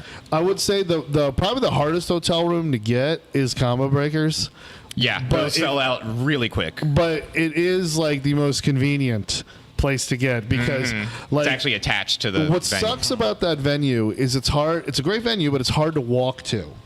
And so even if you stay at a hotel that's a mile away, it's a 40-minute walk because you got to go Oh, across that no. stupid bridge. So you're going to be taking like nonstop $5 Ubers. 'Cause It's Yeah. like something that's a 2-minute drive but a 40-minute walk because infrastructure. Yeah. But that's one of the issues. That's really the biggest issue I had with Combo Breaker. Now going back to EVO, now it's becoming the standard too for FGC events to have a 24/7 venue. Originally it was a luxury. I remember the only tournament that did that at one point was Tampa Never Sleeps, which I really hope they bring back. Yeah. Shout outs Tong. That was one of the best tournaments. Tong's the those, goat. those are one of the best tournaments I ever attended. Like those kind of things. TNS had the 24-hour venue, and we thought it was cool. Then CEO Jabaliland's 24 hours, and then Combo Breaker was the one that's nonstop, 72-hour, just marathon. Oh my god. And like, I mean, the main ballroom is open at like 4:30 in the morning, and people are getting sets. Yeah. I've played them. Who wants to play Marvel at 3 a.m.? Oh boy, 3 a.m. You'd be surprised. No, and that's actually the best time to play a lot of top players that are still, That's true, up yeah. in DGen hours. I played against Reynald in KOF like 20 games or something. Yeah, it's CEO. Like Justin you know. Wong is just chilling, getting games. And you know, I'm at not. those times, look, yeah. I'm not the biggest salty sweet guy. I find salty sweets to be packed. Yes. Sometimes they are ill-equipped with hydration. That's true. Yes. Sometimes, like the one salty sweet I did like though was the one time as CEO I had the room next to the Guilty Gear Strive salty sweet. So I just walked in and said, "Hey guys, I'm the older guy that lives next door." And everyone's like, "Oh, cool. Thanks for not snitching." I said, "Of course." And I grabbed like 3 of their White Claws and 2 Buds. Chris, no. Sadly. They're White Claws. No one else was It's drinking. true. them. I'm looking at Hotashi like dead in the eye. Like, you know I don't belong here. And he's like, Yeah, hey, with you thanks for not weebs. snitching. And I'm just sitting next to Hotashi like just drinking like a Guilty Gear. Like, so that's Faust, huh? Tell me about this soul.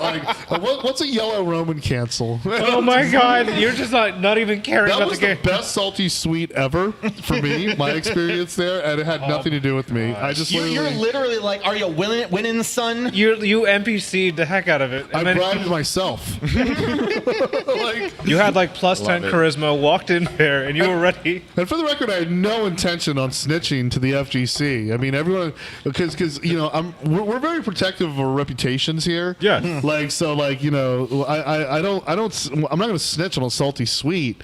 That'll lead to bad karma. You should never get out of pools ever again if you do that.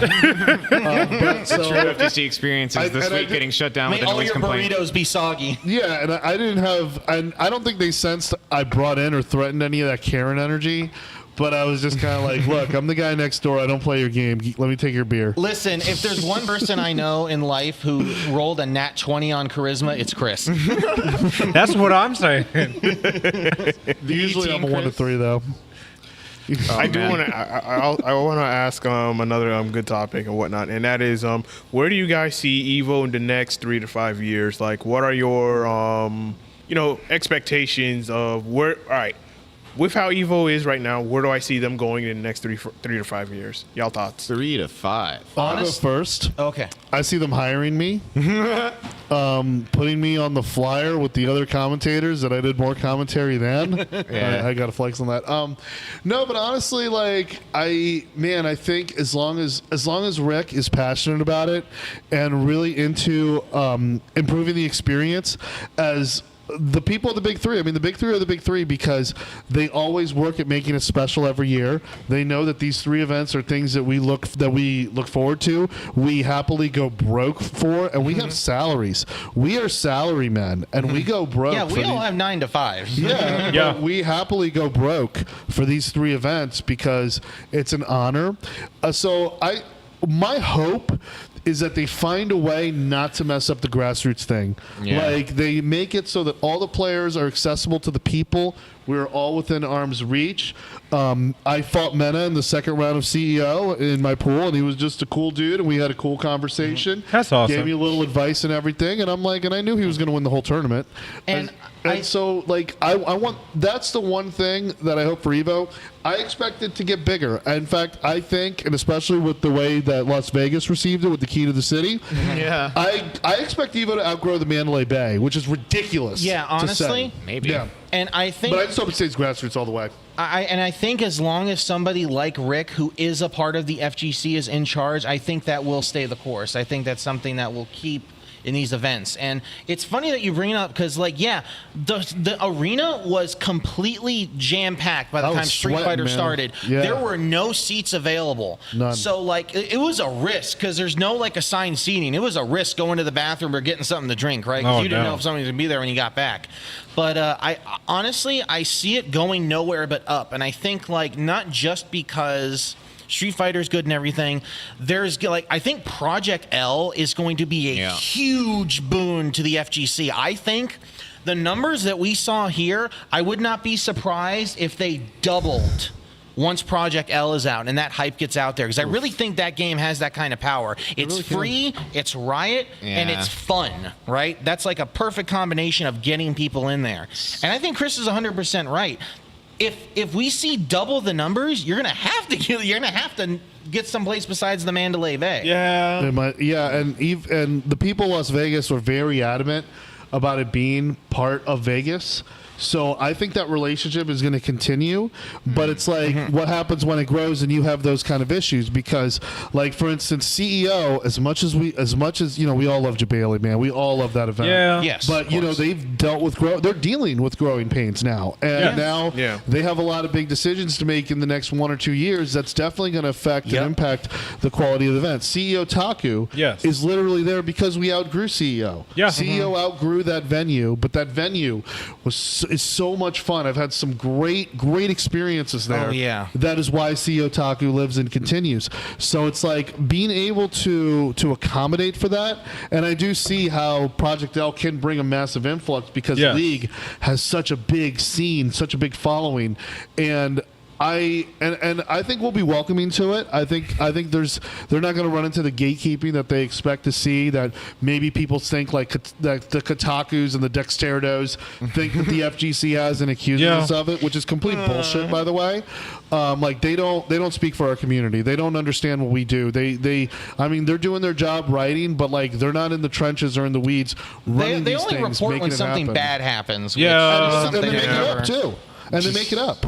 Yeah. Like they made up about racist hecklers like being competitors at the event.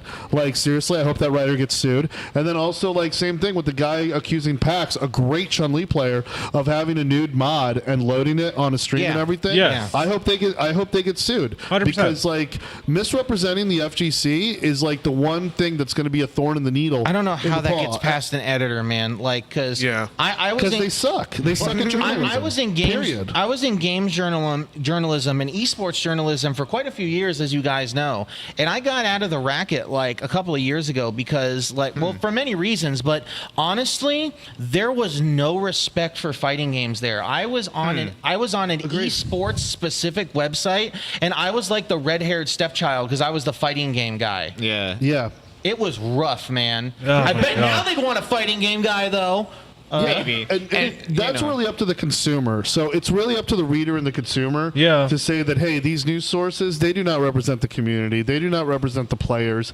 They don't. They're creating their own different perception, their own way. And honestly, it has not benefited or made the community better in any way whatsoever. No, it has is not held. And like, even if they've attempted to hold like governing figures accountable, they have not like done anything to progress or make it something that's a better experience for us who have our boots on the ground, our sticks in the consoles, who look forward to this and make this happen. This community is like an extended family to me. And every time I travel, there's always a sense of reunion with people from different regions, different places, people I've done battle with, people I've ran tournaments, I've done commentary with, I've stayed in hotels with.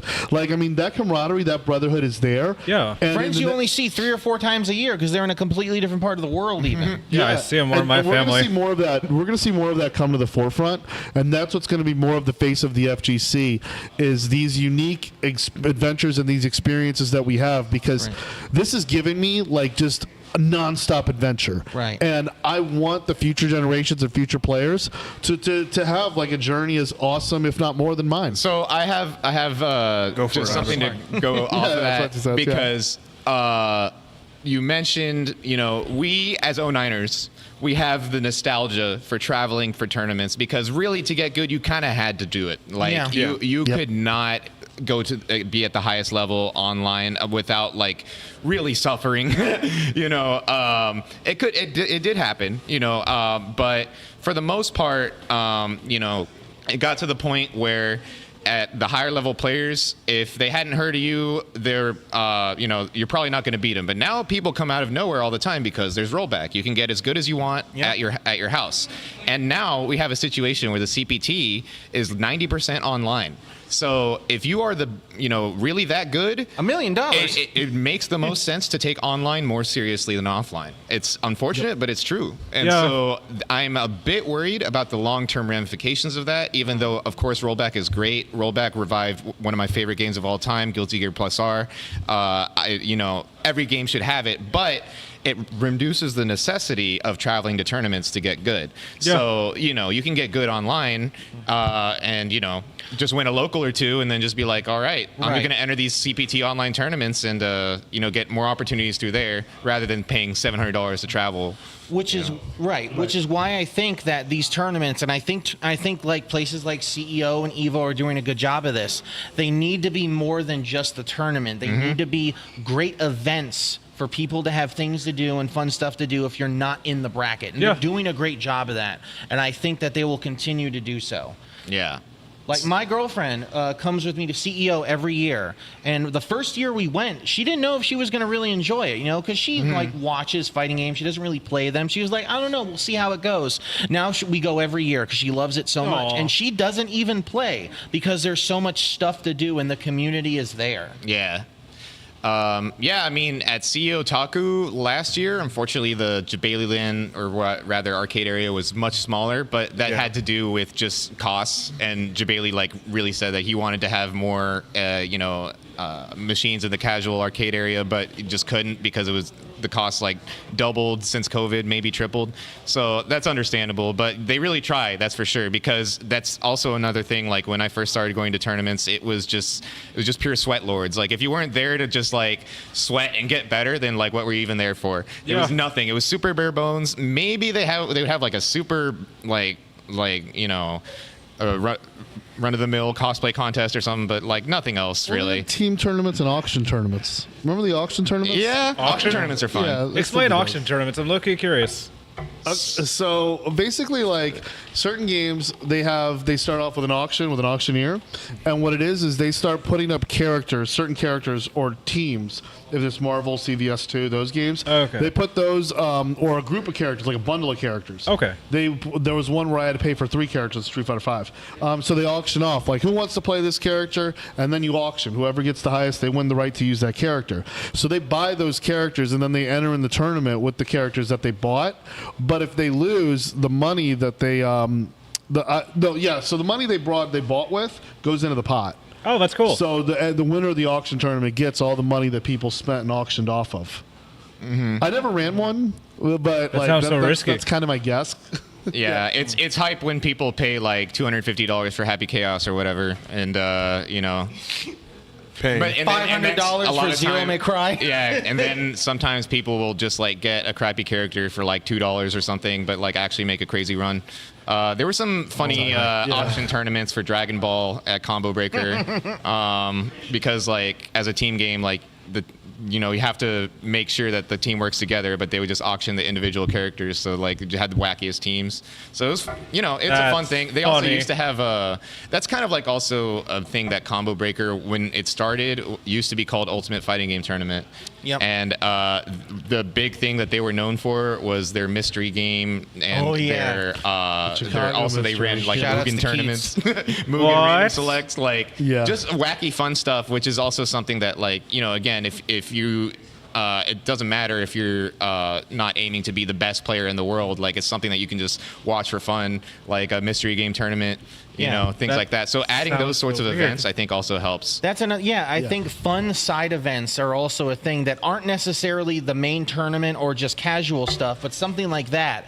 Or like perfect example, when Project L comes out, have a 2v2 side tournament where it's actually two people on the same game. That would make such good entertainment, so right? When Street Fighter Cross Tekken came out, it was an official 2v2 event. So they tried that, and so, but unfortunately, Street Fighter Cross Tekken didn't have staying power.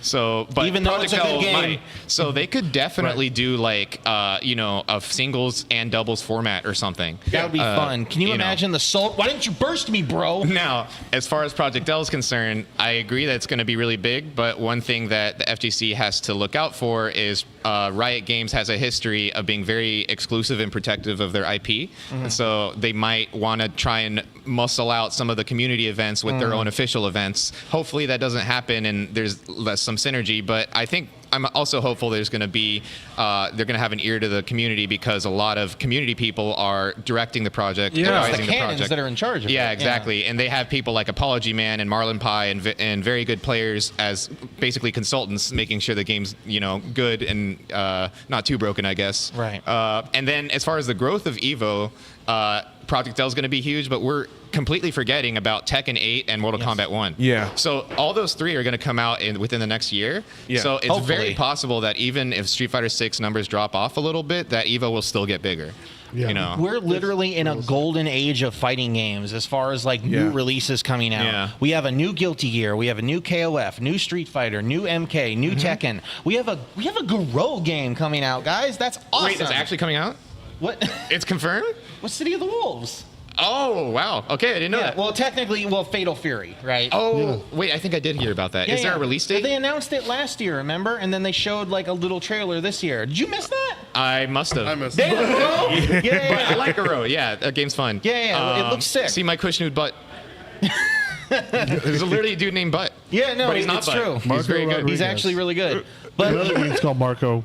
and so like I said, I think that because more people have gotten a taste for fighting games through something like Street Fighter, which is, more casually, more people are know about that and are into it, people are going to branch off and start to find these other things that they didn't know about before. Oh, I started playing Street Fighter, but I found out about Melty Blood. I really like that, or Tekken, or whatever. So, I think all these new releases with the renewed interest can only make these events grow bigger. Yeah, and then online tournaments are huge right now for SF6. Tampa Never Sleeps. It pretty much caps their bracket every week. Over 500 entrants. 600, I think they got one time. It's actually insane. They're probably going to have to... It's still growing, which is crazy because the game's already 2 months old. So I think every week they pretty much are at like 600 entrants. So it's a fun bracket on Wednesdays if you want to enter that. If you want to, there's an online tournament you can enter every single Pretty day. much. Literally. Somewhere. There is. Just ask and you'll get received. Yep. And killers will be in all of them. Yes. All right, another topic I want to ask, and that is for those who do not have any experience with fighting games or whatnot, or they've never been to event like CEO, like EVO, or whatnot. One of the things I also want to ask you three, since you guys have been, been well traveled and well versed, is do you need to be good at fighting games to attend these events? Absolutely Hell no. not. Nah. You get better by going to the events. Nope. And I'll tell you, I was bad when I first started going, like really, really much worse than I was. And it took me some convincing to go. But when I went, like even going 0-2 was worth it. Like don't think that, half the tournament goes 1-2 or worse. Always. Every tournament. Very true. That's a reality that all of us have to face. But being able to put your mark out there and travel shows, one, your dedication and love for the game, and two, it gives you more of a sense of ownership of how you play. And I think really it's transformed and changed my approach towards being a player. And to be honest with you, if I wasn't traveling for it or competing in it, I would have gotten bored and discouraged a long time ago. But really the whole thing is that what decides whether or not you're good enough to play or good enough to travel out there is just a matter of you getting over your own discouragement. No matter where you start, no matter where you are, there is a process of paying dues to get familiar with how tournaments work and how to perform in tournaments. And you start to see that it changes and radicalizes your approach and perspective of video games. But it's worth it. It means the world, and really you look back on those matches and how much you measured up and you rose up to those situations and how it tests you so much as a player.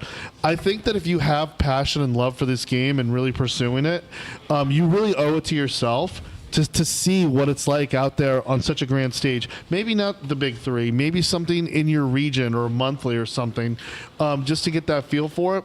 But understand it. Like, see how that community is, what it's like being in a room with a bunch of people who are all better players than you, who all understand how to defeat your character. Like, just that experience alone, like, give it a try and see if it's for you. And most of the time it is. And I think for a lot of that people. Yeah, I think that's really good advice. If you haven't gone to these kind of events before, start small and work your way up. When I started really traveling to events, which was like in 2017, I started with Tampa Never Sleeps, then I went to CEO, and then I went to EVO. So kind of, pace yourself. If you're not wholly comfortable, start at your local scene if you aren't already. Yeah, support your locals. Yeah, absolutely. Yeah. And then, work your way up to a regional, and then by the time it's the next time for a big regional, you'll already want to go. You'll already have gotten to that point where you want that next level. So the first major tournament I went to was Final Round, back when that was a thing. And I had gone to a few locals before, and I had also met that discouragement because I thought it was hot shit because I was good online or whatever, and then I would go to a tournament 30 minutes away and go 1-2 or whatever. So I didn't even enter because I just felt like there's no point in me entering. But I just got so pulled in by the atmosphere and the people actually telling me how to get better and being encouraging and things like that. That as soon as I left, I was like, okay, next year I'm entering, and then I did. And so I had also worked through that. Just the frustration, and it's a journey, really. Especially with a game, at least with Street Fighter 6, if you play Street Fighter 6, the game's gonna be around for a while. You don't have to be good right now. You know, if it's not your career, then just get at the pace that you're comfortable with. Improve at the pace you're comfortable with, because you'll have more fun that way too, and avoid burning yourself out. Long term, it's not good. So, if you sometimes you have to discipline yourself to be oh man, I gotta lab this thing, I gotta learn this matchup or whatever, and that's part of it. But overall, it's so satisfying when it does start clicking, and you just something that you practice in training, you just instinctively do it in a match now, and you're just yes, I can see it. And with Street Fighter 6, I think there's so many things to work on that I just get that feeling every time I play. Every time I play the game, I learn so much new stuff. 100%. And and 6 is the kind of game where it builds a really good stepping stone of starting at a level and oh, now I need to learn to do this, now I need to do that, and it progresses you really well. I think that game. I think also, going by what you were saying, Ivan, which is very important, is that it takes wisdom of having seen a game progress to its entire lifespan, as you did with Guilty Gears and Street Fighter 4 and 5 as well, to understand that it really is about that progression. And I had a very frustrating time adapting to Street Fighter 5, transitioning from 4, where a whole season felt like a regression for me. I took a step back, but then constantly going to tournaments, constantly traveling, because the community would just not let me quit. And because that happened, I started seeing after COVID, when we got back in Street Fighter 5, wow, I reinvented myself entirely as a player, and how much that meant to me because and to be honest with you, like getting to the point where getting out of pools at majors, making it past the group stages, was so validating because I remember how much I struggled just not to go 0-2 and 1-2, being the player I'm at the level. Yeah. So going by that too, always remember that you as a player, it's your own personal journey, and you don't know what the other players go through and what they do to get to that level, to get to where they are, or just how much it is for a certain player to make it and do it. In my pool, the big headline coming out of my pool was not me choking because of my controller. I didn't choke. And not K-Brad's Cammy, who is beautiful to watch. But the main headline from it was the fact that we had a person in their pool named Blind Warrior Sven. Yeah. You know, this is someone who is legally, legitimately blind, like denied of eyesight. And he went on the EVO stream. On stream, they took Thanks him to from my Ryan, pool. convicted of fun. Yes, he made that happen. And by the way, that was one of the, they had some issues. They didn't choose the right matches to get on stream at EVO. I will criticize. Like Kaba and Knuckle Dude didn't get on stream. Mana and Daigo was Meta off and stream. Daigo didn't get on stream. But they put Blind Warrior Sven on screen, okay? And this guy, blind, with his eyes covered, playing Street Fighter by the accessibility features and the sound, managed to get a win on stage on that stream. And I know last year I got a win on that stage on that stream, and it was on the PlayStation Experience stream. Oh, wow. And winning on that stage is a huge deal. It's bigger than getting out of pools, minus the fact that you get a burrito now. But I mean, like, other than that, like, that was like a really huge moment. And so for Sven, it's really like I have a deep, profound respect for that, because he's literally like approaching Street Fighter a different way because he loves it as much as we do. Yeah. And he deserves to play that game, to progress in that game, to get better, and be a part of the community as much as we do. So for him and for anyone out there, overcoming that and getting through not just the physical handicap of blindness, but also at the same time the handicap of being afraid of getting on that stage with hundreds of thousands to millions of people simulcasted in replays and VODs watching you and coming out there and doing your best and playing, like, that is like someone's own personal Mount Everest to climb. And mine was being able to grind and hold it down on commentary, and then at the same time be relevant enough to get into the next day of competition. Like, that's something that really was something that I wanted to prove to myself. And finally getting out of pools at Combo Breaker this year and CEO the last 3 years was like my own personal Everest for me, was my own personal climb. So remember that too. It's not just measured by the medals or the top 8, but it really is measured by your journey as a person, as a player, even learning to respect other players and people of different views, opinions, backgrounds, creeds, abilities, like physical abilities and mental abilities, like being able to play as sexual orientations, even, like, as much as I can be open about it, but being able to sit down and have a place to play for all those people to unite, like, that's a personal journey and so many bridges that we have to cross. That in a way, like, we make our own top 8 moments, we make our own EVO moments simply by getting there, arriving, and staying in and being a part of that. And, you know, there's multiple avenues to success in the FGC. It's not just straight up being a player. Like, for me personally, like, and you guys can test this because you were there, I started out, you know, running tournaments at, like, convention game rooms or helping run brackets and stuff. That's where I met you. That's true. And then I started running my own locals. And then and so I basically grinded, like, the TO game pretty much for almost 10 years, basically.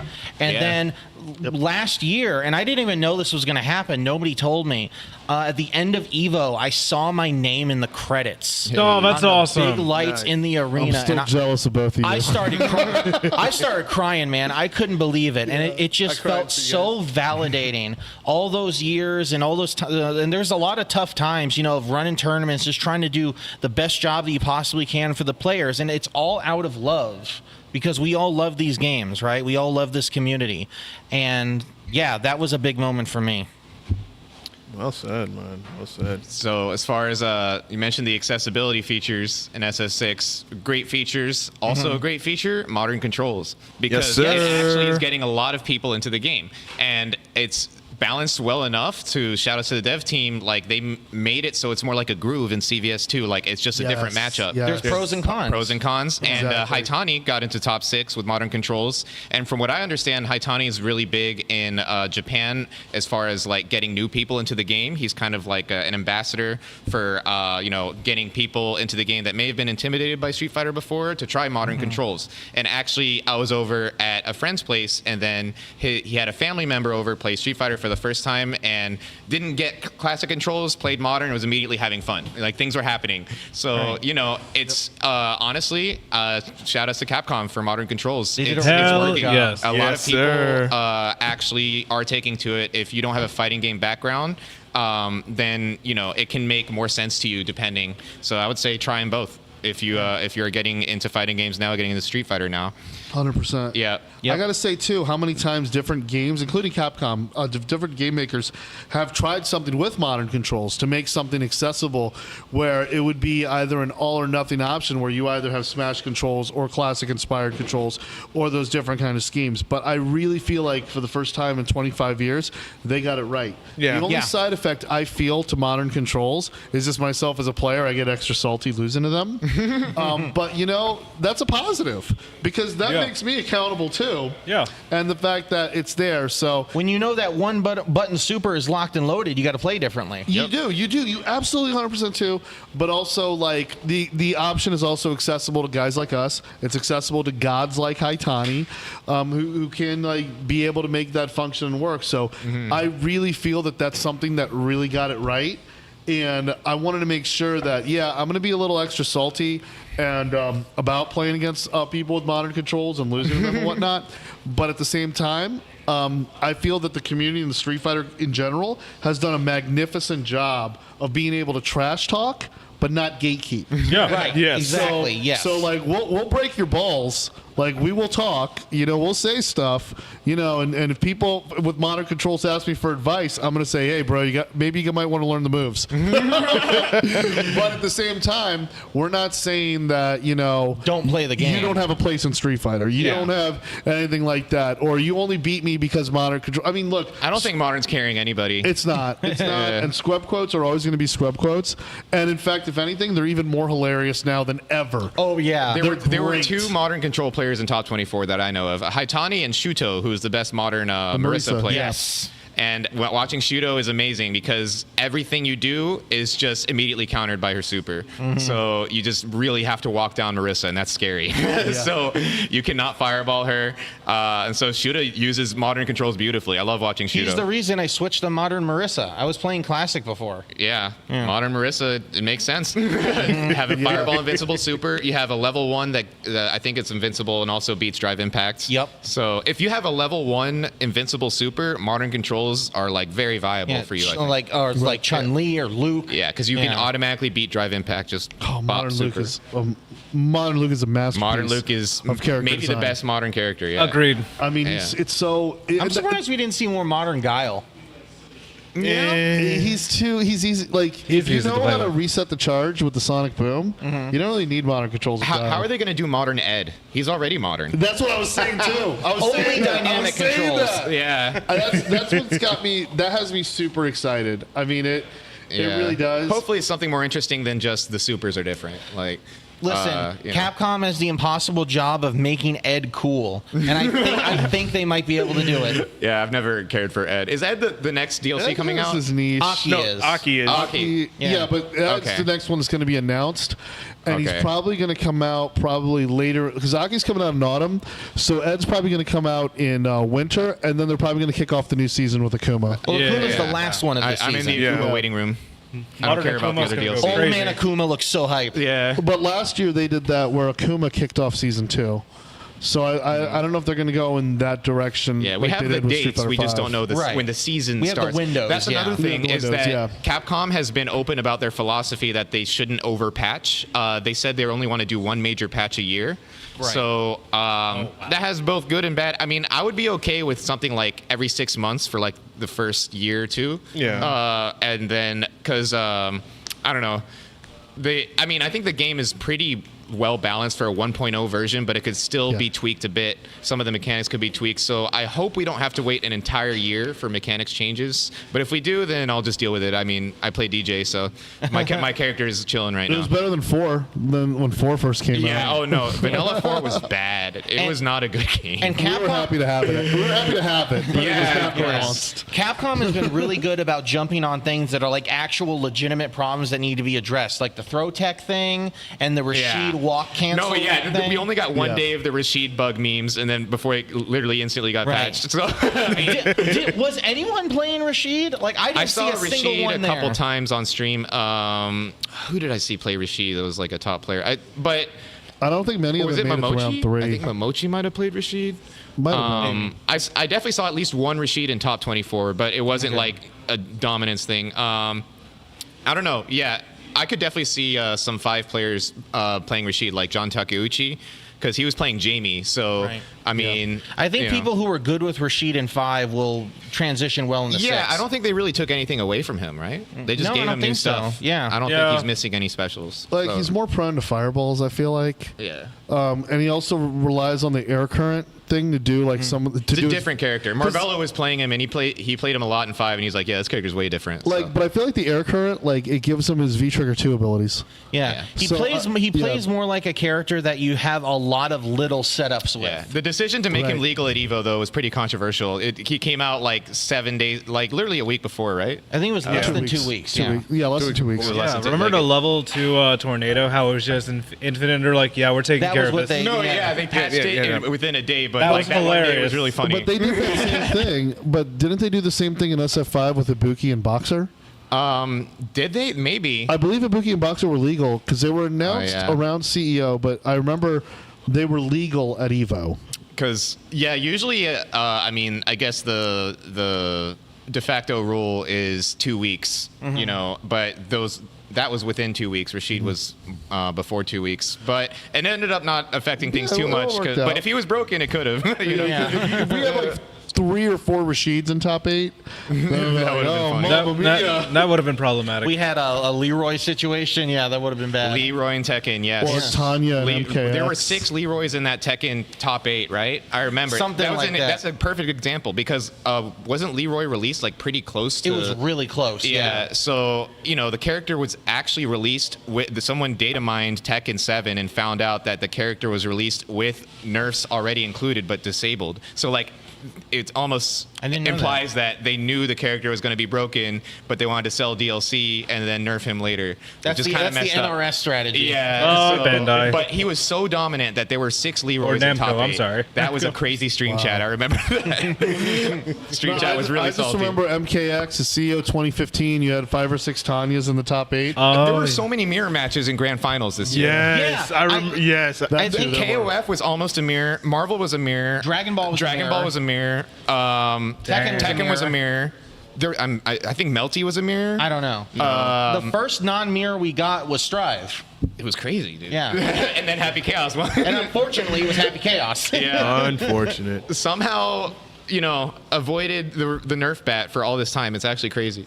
But, they got to fix Hacker Man first, I The guess. sooner that happens, the better. Probably not. One player game. But yeah, EVO, great experience. I kind of wish I had more time to spend there, Me but too. it was also partially my fault for missing my first flight, so I gotta hold that. But at least I got a burrito. Good. It's a can't miss event. I mean, it's something where if I'm obsessed with how I measure up to the world. I loved going to Evo every year, when it was offline and available in Vegas, and it's something that I look forward to attending I look forward to attending. Nice. For sure. And that's another thing. Sorry, real quick, going back to the people, if you've never been to EVO before, it's also in Vegas. Yeah. So you can do fun stuff in Vegas. Exactly. Dear God. If you have money. And there's supposed to be a third EVO. I'm sorry, My what? guess is EVO Europe. I heard rumors about that. EVO Europe makes sense. Japan. I mean, You have one in Yeah. each region of the world, right? Well, let's put it You, on the you East could Coast. probably have both a lot of North American and Japanese players go Exactly. to that. So What are your guesses? I'm hoping for City. Evo Miami Evo, I don't know. with a big announcement with Pitbull coming out. Mr. Evo Worldwide. Miami would be lit. I would say Mr. World Tour. Evo France, maybe. France is probably like the strongest Street Fighter region, and I'm Really? thinking maybe Right. like Germany or Sweden. That'd be a nice place. be cool. Did you hear about France, by the way? Their Capcom Pro Tour, their offline qualifier. Yeah, that's what happened? Yeah. So their venue, this is a non sequitur, but they have like 1,024 entrants. It's capped, but the venue is at a capacity of I think like 200 people. Chocolate-vous. So they made a note that Sacre said, bleu. they made a note that said that the venue will not be able to host all the participants. That sounds like What a do they war in its own. So literally, it said something like only like the next day, only the top 192 can make it in. So it's like, there's a bunch of Twitter memes out there like, he went 3-2, get him. Sure, you got 193rd. I'm gonna have to ask you to leave. They're gonna have to start playing their tournaments outside. Like it's like Oh it's like God, not this again. it's like Squid Game, you know. There's like a meme of the guy with the green jumpsuit, like me in the losers bracket. So, I thought that was funny, but it's just that That's we insane. are going to see with the growth of Street Fighter 6. I mean, it's suffering from success, and you're going to see like areas really struggle to accommodate for its players.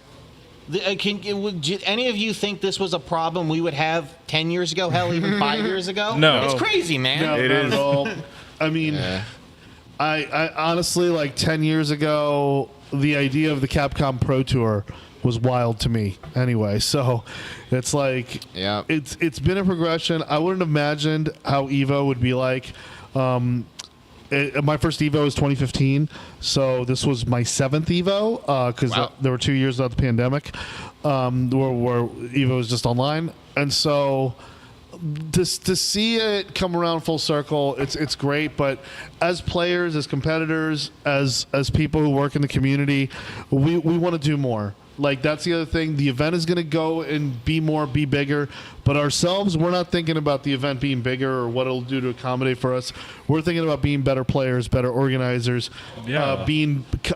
doing commentary and those kind of things, hosting and doing the work on a bigger stage. And overall making memories. Yeah. Yeah, and making memories, moments, writing history. So And also- there's a lot of that. Yeah, we want to show the world how great fighting games are. Yeah. And I think a perfect example of that was Mena and Angry Bird in that finals. Yeah. What great representatives and what a great moment to show what fighting games are about. Yeah, right? you Yeah. could see the sportsmanship from Angry Bird. He could have maybe argued to take the game when the Menace controller disconnected, but he said, Yes. no, let's play it out. That was the Yeah. coolest thing anyone could have Gotta done. respect that. Yeah, We I knew respect that he it. didn't want to earn it that way. It would Yeah. have been hollow. Top players have that camaraderie. Like, Yeah. to play games with great community, like, they have that camaraderie where we don't just want to get our name above someone else. Like, we really want to play everybody at their best and see what our best is really like. And Yeah. at Wish the card top games were level, more like that. Yeah, at the top level in SF6, like, you see a lot of familiar names, but they're all taking sets off each other too. So it's very interesting to watch. Like Mena versus Punk, like they go back and forth so They much. help each other too. Yeah. Yeah. So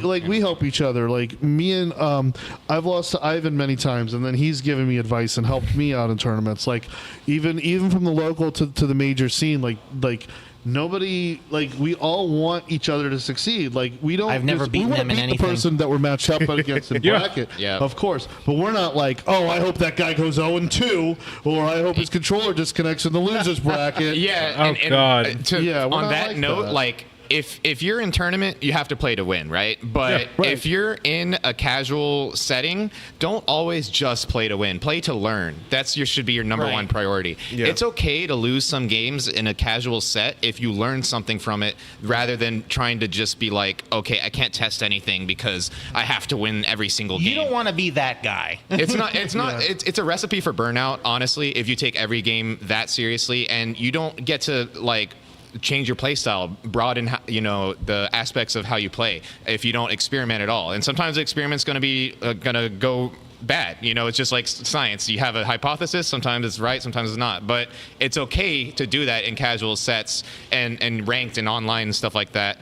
So that when you do play in those tournament sets where the outcome really matters, then you can use everything that you applied and not. So my mentality is I experiment in casuals so I don't have to experiment in tournament. Right, that's what you do. So, that's another thing that, like, a lot of people, I think, when they first get into competing and fighting games, they try to take every set and every outcome too seriously. seriously and attaching themselves too hard to the outcome, especially if it's not a tournament set, rather than what they got out of that set. Yeah. You know, is there something you can take mental notes on? Do you learn something about the matchup? You know, It can't be all sweat all the time. yeah.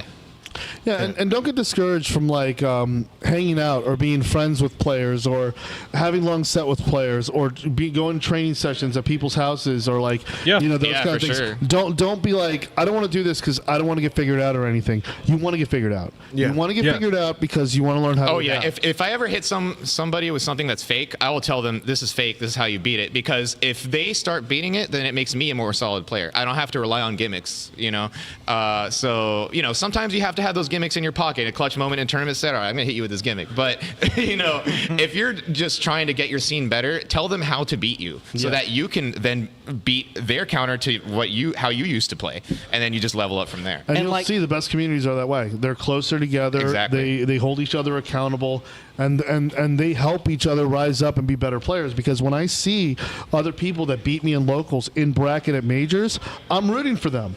I absolutely love the fact that the JP that kicks my ass, BBZ, was the one that eliminated Mono, the best player in Puerto Rico, best Street Fighter in Puerto Rico, and the organizer of First Attack, amazing person, the winner of CEO 2 years ago, and BBZ eliminated him, which He is did cool. very well. He got like top 128, something Yeah, like that. Wow. BBC went up there, and I was like, "Yo, I love that because that's the JP that I really want to beat." Yeah. So it's like, and I'm not rooting for someone to beat the guy that beat me at locals. I'm rooting for the guy that beats me at locals. Yeah. To show how much of a dog is in him in majors, and then we come back like, "Damn, you really are that nice." Yeah, Because- BBZ really puts in the work. Like does drives legend. all the way to Kendall, from Kendall to West Palm to go to Literally. in a 24 Yeah. hour span, yeah. And he's that dedicated, he's that good. But the thing is that like you'll see the people who are like your most bitter rival at locals, when they see you at majors, like they want you to kick ass. Yep. They Yeah. want you to do that because you represent the community, you represent that scene, you represent them. I've never seen anyone not give help when they were asked for it. Yeah. Yes.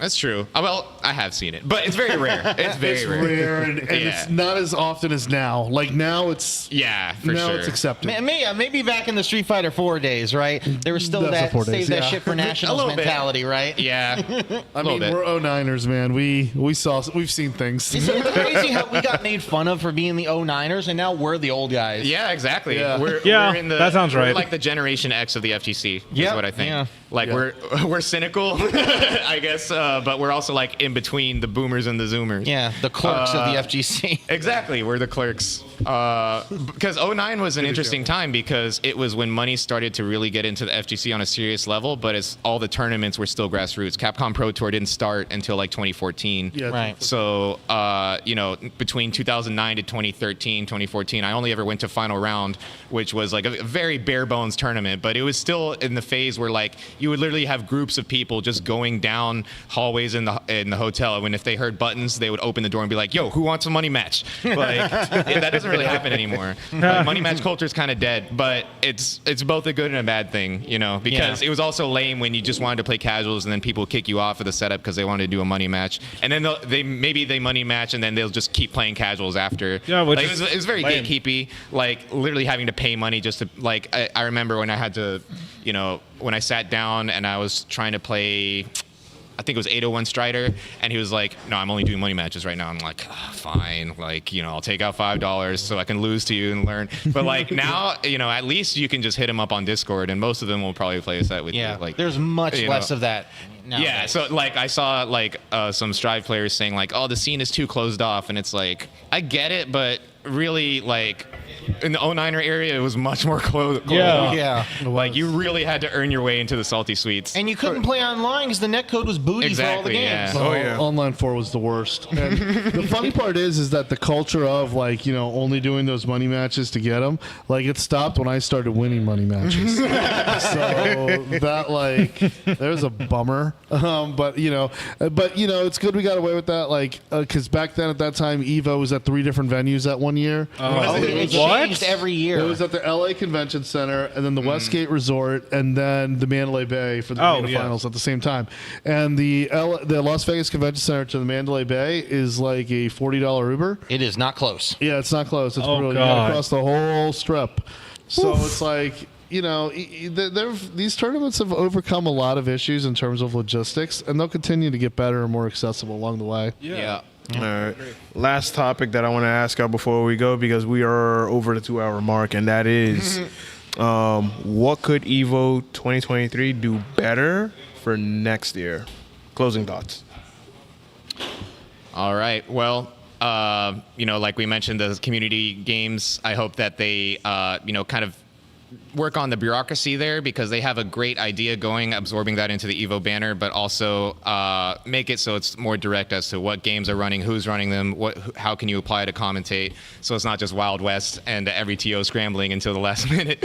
But, also add maybe a forum where people can submit to run games, because there were a lot of games that they expected to be there because they were there in 2022 and they were not chosen as part of the community showcase. So they had to do BYOC stuff at the last second. So just make that process better for the community games, I would say.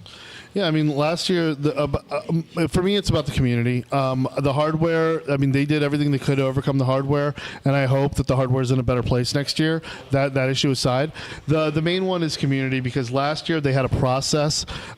This year, I like the approach of having it under the EVO banner, having the spaces closer, providing the infrastructure like a stream setup that actually worked and was reliable. I give it that, but at the same time, there was just too much bureaucracy that really made it a borderline unfeasible for the organizers and the people that did it. So it's amazing they got some of the stuff done that they did. It really is. So just look at last year and how the process was done. Put the people who are in charge in charge. Yeah, trust them. They know what they're doing. The people in charge didn't know they were in charge until a week before the event, and that's so disappointing. But I think they're listening. I know they're listening. I know they're receptive to it, and I know they're going to fix it. I really Absolutely. do. Well said. Well said. Free Red Bull. Free Red Bull. All right. I second that. Second, third. All right. No, that was my answer. Free Red Bull. That was the fastest answer we've had in a hot minute. Bad. Second Good one. that. All right. Well, with that being said, gentlemen, I would like to thank y'all for, being a part of this episode. Thank you guys so much for sharing your experiences at EVO this year. And where can people find y'all on social media? I'll go first. You can find me on Twitch TV/Team Chris. Also, I'm on Facebook and on Twitter both as Team Chris Plays. It's kind of my channel/fan page. You could just go on there, hit me up. I'm doing things. I'm also on Instagram as @CR Bauman, but you could just search Team Chris. I'll show up. I'm the one and only. So you'll know exactly where to find me. It's KHRIS, by the way. KHRIS. Yeah, not a C. For me, I'm Omega Tom Hanks on Twitter. My Twitch is Omega Tom Hanks FGC, because someone took Omega Tom Hanks on Twitch somehow. And Wait, someone took Team Chris on Twitter. that's crazy. So, from 2011. Even with the K. Yeah, KHRS, all there. I can't have it. And yeah, I'm going to be streaming some more SF6, maybe some house sessions and stuff. Also going to be streaming my Plus R practice up to CEO Otaku. So if you're interested in that, check it out. I don't stream, but you can find me on Instagram and Twitter. I will not call it X Elon at level 3 X Factor. That's with the number 3. Legit. All right. Waluigi, any closing thoughts? Damn, that was a lot to take in, but I definitely want to go to EVO next year. You guys gotta. I feel like that's a Shoes. must-have in your lifetime. It can't be now or next year, but make sure you plan a date. Make sure you get your people. Make sure you get your Chipotle card. Secure the burrito. I'm actually excited for next year. See if we have a potential opportunity. Absolutely. Same here. Legit. And with that being said, thank y'all so much for watching and tuning in. This has been episode 80 of the South Florida Gamers Podcast. Waluigi, you want to get into the camera? Lean in. We are signing out. Laters. Bye, everybody. Hey, we did. All right. We are offline.